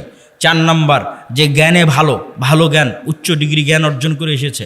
5 নাম্বার, যে সত্যবাদী ন্যায়পরায়ণ, জ্ঞানকে বিক্রি করে না, টাকাকে অন্যায় উপায়ে লাগায় না। এই রকম যদি 500 যুবকও তৈরি হয়, তাহলে এই 500 যুবকই বিপ্লব তৈরি করে ফেলতে পারবে, শুধু বাংলাদেশে নয়, সারা পৃথিবীতে, ইনশাআল্লাহ। বলেন ইনশাআল্লাহ। তবে হ্যাঁ, এই রকম যুবকদের উপর বিপদ নেমে আসবে, যেমন আসহাবে কাহাফের উপর বিপদ নেমে এসেছিল। বাঁচার রাস্তা, তার জন্য 2টে সিক্রেট থিওরি বলে আজকের বক্তব্য শেষ করব। 2টে আল্লাহর সাহায্য পাওয়ার মাধ্যম। আল্লাহর সাহায্য ছাড়া বিজয় হয়নি, হবে না, হয়নি, হবে না। আল্লাহর সাহায্য লাগবে। আল্লাহর সাহায্য পাওয়ার 1 নম্বর উপায় সালাত, 2 নম্বর উপায় জিকির। সালাত কি? আজকে এখানে বসে বক্তব্য দিচ্ছি, আমেরিকায় বসে মানুষ লাইভ দেখতেছে, ইংল্যান্ডে বসে লাইভ দেখতেছে, ঢাকায় বসে লাইভ দেখতেছে। তো এই যে ইন্টারনেটের মাধ্যমে, মোবাইলের মাধ্যমে 1000 কিলোমিটার দূর থেকে আমার সাথে তারা লাইভ কানেক্টেড হয়েছে। অনলাইন কোর্সে জুম অ্যাপের মধ্যে, গুগল মিটের মধ্যে পাসওয়ার্ড দিয়ে যখন 1000 কিলোমিটার দূরে থাকা ছাত্র 1000 কিলোমিটার দূরে থাকা শিক্ষকের সাথে কানেক্টেড হয় লাইভে এবং ক্লাস নেয়, মুখোমুখি হয়। সালাত এমন এক প্রযুক্তি যা 7 আসমানে থাকা, আরশে থাকা, রব্বুল আলামিনের সাথে জমিনে থাকা আল্লাহর সৃষ্টি মানুষের মধ্যে লাইভ কানেক্টেড করে দেয়। সালাত, আল্লাহু আকবার। আমি আল্লাহর নবীর হাদিস আপনাদের সহজবোধ্য করে অনুবাদ করলাম। হাদিস আল্লাহর নবীর, যে বান্দা যখন সালাতে দাঁড়ায় তখন আল্লাহ সুবহানাহু ওয়া তাআলা বান্দার মুখোমুখি হয়ে যায়। বান্দার চোখ যখন সিজদার দিকে থাকে, কলব যখন কানেক্টেড থাকে, তখন বান্দার সাথে আল্লাহ সুবহানাহু ওয়া তাআলা মুখোমুখি। এই সালাত আমার এবং আপনার বাঁচার রাস্তা। সালাত ছাড়া বাঁচার রাস্তা নাই। সালাত নাই, আল্লাহর গন্তির মধ্যে নাই, আল্লাহর কাউন্টের মধ্যে নাই, আল্লাহর খাতার মধ্যে নাই, আল্লাহর গণনার মধ্যে নাই। কে আপনি? আল্লাহ সুবহানাহু ওয়া তাআলা আপনাকে চেনে না। আপনি কিসের তাকবীর দেন, কিসের মিছিল মিটিং করেন, কিসের ভোট দেন, আল্লাহ সুবহানাহু ওয়া তাআলার গণনার মধ্যে আপনি নাই, তখনই গন্তির মধ্যে ঢুকবেন যখন আপনি 5 ওয়াক্ত সালাতে উপস্থিত হবেন। 5 ওয়াক্ত সালাত ছাড়া মুসলমানের বাঁচার কোনো রাস্তা নাই। সকল বিপদে আপদে মুসলমানের আসমানি মদদের দরকার, আসমানি সহযোগিতার দরকার। এই জন্য সূর্যগ্রহণের সালাত, চন্দ্রগ্রহণের সালাত, বৃষ্টি নাই সালাত, যে কোনো বিপদ আপদে সালাত। কেন? এটা একটা টেকনোলজি, এটা একটা প্রযুক্তি, যা দিয়ে জমিনে থেকে 7 আসমানে থাকা রব্বুল আলামিনের সাথে লাইভ কানেক্টেড হওয়া যায়। সম্মানিত উপস্থিতি, 2 নাম্বার জিকির। জিকির কেন পাওয়ারফুল এটা বলে আজকের বক্তব্য শেষ করে দেবো, উঠিয়েন না, খুব গুরুত্বপূর্ণ। সব শেষ পয়েন্ট কিন্তু সবচেয়ে গুরুত্বপূর্ণ। জিকির কেন পাওয়ারফুল? সাউন্ড এবং শব্দ পাওয়ারফুল, এইটা আমরা বুঝি না। আজকের আধুনিক সভ্যতা টিকে আছে ইন্টারনেটের উপর। এই ইন্টারনেট টিকে আছে কিসের উপর? আলোর মধ্যে দিয়ে ডাটা ট্রান্সফার হয়, এটার উপর আমি কথা বলতেছি। এটা আলোর মধ্যে দিয়ে মোবাইল হয়ে, নেটওয়ার্ক হয়ে, টাওয়ার হয়ে চলে যাচ্ছে আমেরিকাতে। আলোর মধ্যে দিয়ে আমার ভিডিও চলে যাচ্ছে, আলোর মধ্যে ডাটা ট্রান্সফার হয়। এটার উপর আজকের সভ্যতা দাঁড়িয়ে আছে। আর পৃথিবীর সবচেয়ে উন্নত প্রযুক্তির সভ্যতা হচ্ছে শব্দভিত্তিক, আওয়াজ ভিত্তিক, যেটার জ্ঞান আজকের বিজ্ঞানীদের নাই। কিছু জ্ঞান সুলাইমান আলাইহিস সালামের ছিল। সেটা কি? আজকে এখানে যদি কোনো চাইনিজ বসে থাকে, ও শুধু আমার আওয়াজই শুনতে পাবে। আওয়াজ কি বলছে, আওয়াজ, শব্দ। এখানে যদি এখন একটা চাইনিজ বসে বক্তব্য দেয়, তাহলে আপনি খালি আওয়াজ শুনতে পাবেন, কিছু বুঝতে পারবেন না। তাহলে আমি আলটিমেটলি একটা আওয়াজ উচ্চারণ করতেছি, যেটা আপনি বুঝেন, কিন্তু আরেকজনের কাছে এটা শুধুই আওয়াজ, আর কিছু না। তাহলে ওই পাখি, ওই গরু, ওই ছাগল, এই পিঁপড়া অবশ্যই আওয়াজের একটা ফরম্যাট আছে, যে ফরম্যাট উচ্চারণ করলেও বুঝবে। আওয়াজের একটা ফরম্যাট আমি এখন উচ্চারণ করছি, আপনি বুঝতেছেন। আর একটা ফরম্যাট কি? মাই নেম ইজ আব্দুল্লাহ, এটা আরেকটা ফরম্যাট আওয়াজের। আর একটা ফরম্যাট কি? আনা আব্দুল্লাহ, এটা আরেকটা ফরম্যাট, শুধু আওয়াজ। ফরম্যাট চেঞ্জ হচ্ছে, আরবি, বাংলা, ইংরেজি, এইরকমই একটা ফরম্যাট চেঞ্জ হবে। তাহলে পিঁপড়া যে উঠতে হাঁটতেছে, ওই যে মশা বসে আছে, ও বুঝবে যেটা কি আওয়াজ দিল রে, মশা তুমি উড়ো, তো ও বুঝতে পারবে, উড়ে চলে যাবে। ওই আওয়াজটা আমি জানি না, এই আওয়াজটা সুলাইমান আলাইহিস সালাম জানতেন, আল্লাহ দিয়েছিলেন। তাহলে আওয়াজ সবচেয়ে টপ লেভেলের প্রযুক্তি, যার উপর দিয়ে প্রযুক্তি হয় না। একটা উদাহরণ বলি। সুলাইমান আলাইহিস সালাম বললেন, রানী বিলকিসের সিংহাসনকে নিয়ে আসতে হবে। ইফরিত নামক জিন বলল, আমি নিয়ে আসবো, আপনি এখানে বসে আছেন, বসা থেকে উঠার পূর্বে নিয়ে আসবো। সুলাইমান আলাইহিস সালামের পছন্দ হয়নি। আল্লাযী ইনদাহু ইলমুম মিনাল কিতাব, সে বলল, আরেকজন বলল, চোখের পলক পড়ার পূর্বে নিয়ে আসবো। তো ওর বর্ণনা দিতে গিয়ে আল্লাহ কোরআনে বলছে, যার কাছে কিতাবের জ্ঞান আছে, সে বলল, সে মানুষ কি জিন আল্লাহ ভালো জানে। আল্লাহ বলছেন, যার কাছে কিতাবের জ্ঞান আছে, সে বলল, চোখের পলক পড়ার পূর্বে সিংহাসন আপনার সামনে উপস্থিত হবে। তাহলে ইফরিত নামক জিন গায়ের জোরে সিংহাসন নিয়ে আসতে চেয়েছে। আর যে বলল, যার কাছে কিতাবের জ্ঞান আছে, এখন জ্ঞানের জোরে সিংহাসন নিয়ে আসবে। এ আবার কি জ্ঞান? কোরআনের ধারা বিবরণী তাই বলছে, জ্ঞানের জোরে। অনেক মুফাসসির লিখেছেন যে তার কাছে লাউহে মাহফুজের বিশেষ জিকির, সাউন্ড, আল্লাহর বিশেষ জিকিরের জ্ঞান তার ছিল, যে জিকির উচ্চারণের মাধ্যমে চোখের পলকে রানী বিলকিসের সিংহাসন সুলাইমান আলাইহিস সালামের দরবারে উপস্থিত হয়ে গেছে। জিকির যে পাওয়ারফুল, শব্দ যে পাওয়ারফুল, তার আরো 3টে উদাহরণ দেন। আল্লাহ আসমান জমিন সবকিছু ধ্বংস করে কিয়ামত কায়েম করবে ইসরাফিলের বাঁশির আওয়াজে, শব্দ দিয়ে। শব্দ সব চূর্ণ বিচূর্ণ হয়ে যাবে। সব মানুষ মরে গেছে, ফেরেশতা মরে গেছে, সব শেষ। এবার নতুন করে সবাইকে জীবিত করা হবে। তখনও ইসরাফিলকে তৈরি করে ইসরাফিলের বাঁশির আওয়াজ দিয়ে সবকে কবর থেকে উঠানো হবে। আওয়াজ, সাউন্ড। 3 নম্বর দলিল, যেটিতে বক্তব্য শেষ করে দেব। আল্লাহ সুবহানাহু ওয়া তাআলা বলছেন, ইউসাব্বিহু লিল্লাহি মা ফিস সামাওয়াতি ওয়া মা ফিল আরজ, আসমান এবং জমিন এবং তার মধ্যে যা কিছু আছে। এই পোস্টার এটাও আওয়াজ করে তাসবিহ পাঠ করতেছে, এই টিস্যু এটাও আওয়াজ করে তাসবিহ পাঠ করতেছে, গায়ের জামা, উপরের প্যান্ডেল, নিচের মাটি, লাইট, ক্যামেরা যা আছে সব আওয়াজ করে তাসবিহ পাঠ করতেছে। সে আওয়াজ আমি শুনতেছি না। যেমন পিঁপড়ার চলার আওয়াজ আমি শুনতে পাই না, কিন্তু পিঁপড়ার চলার আওয়াজ 10 কিলোমিটার দূরে থাকা হাতিও শুনতে পাবে, আমি শুনতে পাই না। তাহলে এই সবগুলো থেকে তাসবিহ বের হচ্ছে। শুধু কি এটাই না, রাসূল সাল্লাল্লাহু আলাইহি সাল্লাম বলছেন, এরা শুধু তাসবিহ বলতেছে না, এরা তাসবিহ বুঝে। কিভাবে? মুয়াজ্জিন যখন আজান দেয়, তখন মুয়াজ্জিনের আজান যতদূর পর্যন্ত যায়, ততদূর পর্যন্ত জীব জন্তু, জড়বস্তু, জড় পদার্থ, কীট পতঙ্গ, পঙ্গপাল যা আছে সব মুয়াজ্জিনের আজান বুঝে ওই আজানের পক্ষে কিয়ামতের মাঠে সাক্ষী দিবে। আল্লাহু আকবার। তাহলে পুরো পৃথিবীটাই টিকে আছে তাসবিহের উপর, পুরো পৃথিবীটাই টিকে আছে জিকিরের উপর। আপনি চোখ বন্ধ করলে যখন এটা দেখতে পাবেন, যখন এটা বুঝতে পারবেন, তখন বুঝবেন জিকির কত পাওয়ারফুল। তাহলে বলেন সালাতের চেয়েও পাওয়ারফুল? জি না, কথা ওটা নয়, সালাতও জিকির। আল্লাহ কোরআনে বলছেন আকিমিস সালাত আলি যিকরি, সালাত পড়ো জিকিরের জন্য। আসলে 24 ঘন্টা আল্লাহর জিকির করা উচিত, কিন্তু 24 ঘন্টা তো তোমরা পারো না, শয়তান তোমাদের পিছে লেগে থাকে। তো অন্তত 5 বার তো আল্লাহকে স্মরণ করো 24 ঘন্টার মধ্যে, এটা ফরজ। এটা যদি না করো তাহলে তোমার সাথে আল্লাহর কোনো সম্পর্ক নেই, মা সালাম।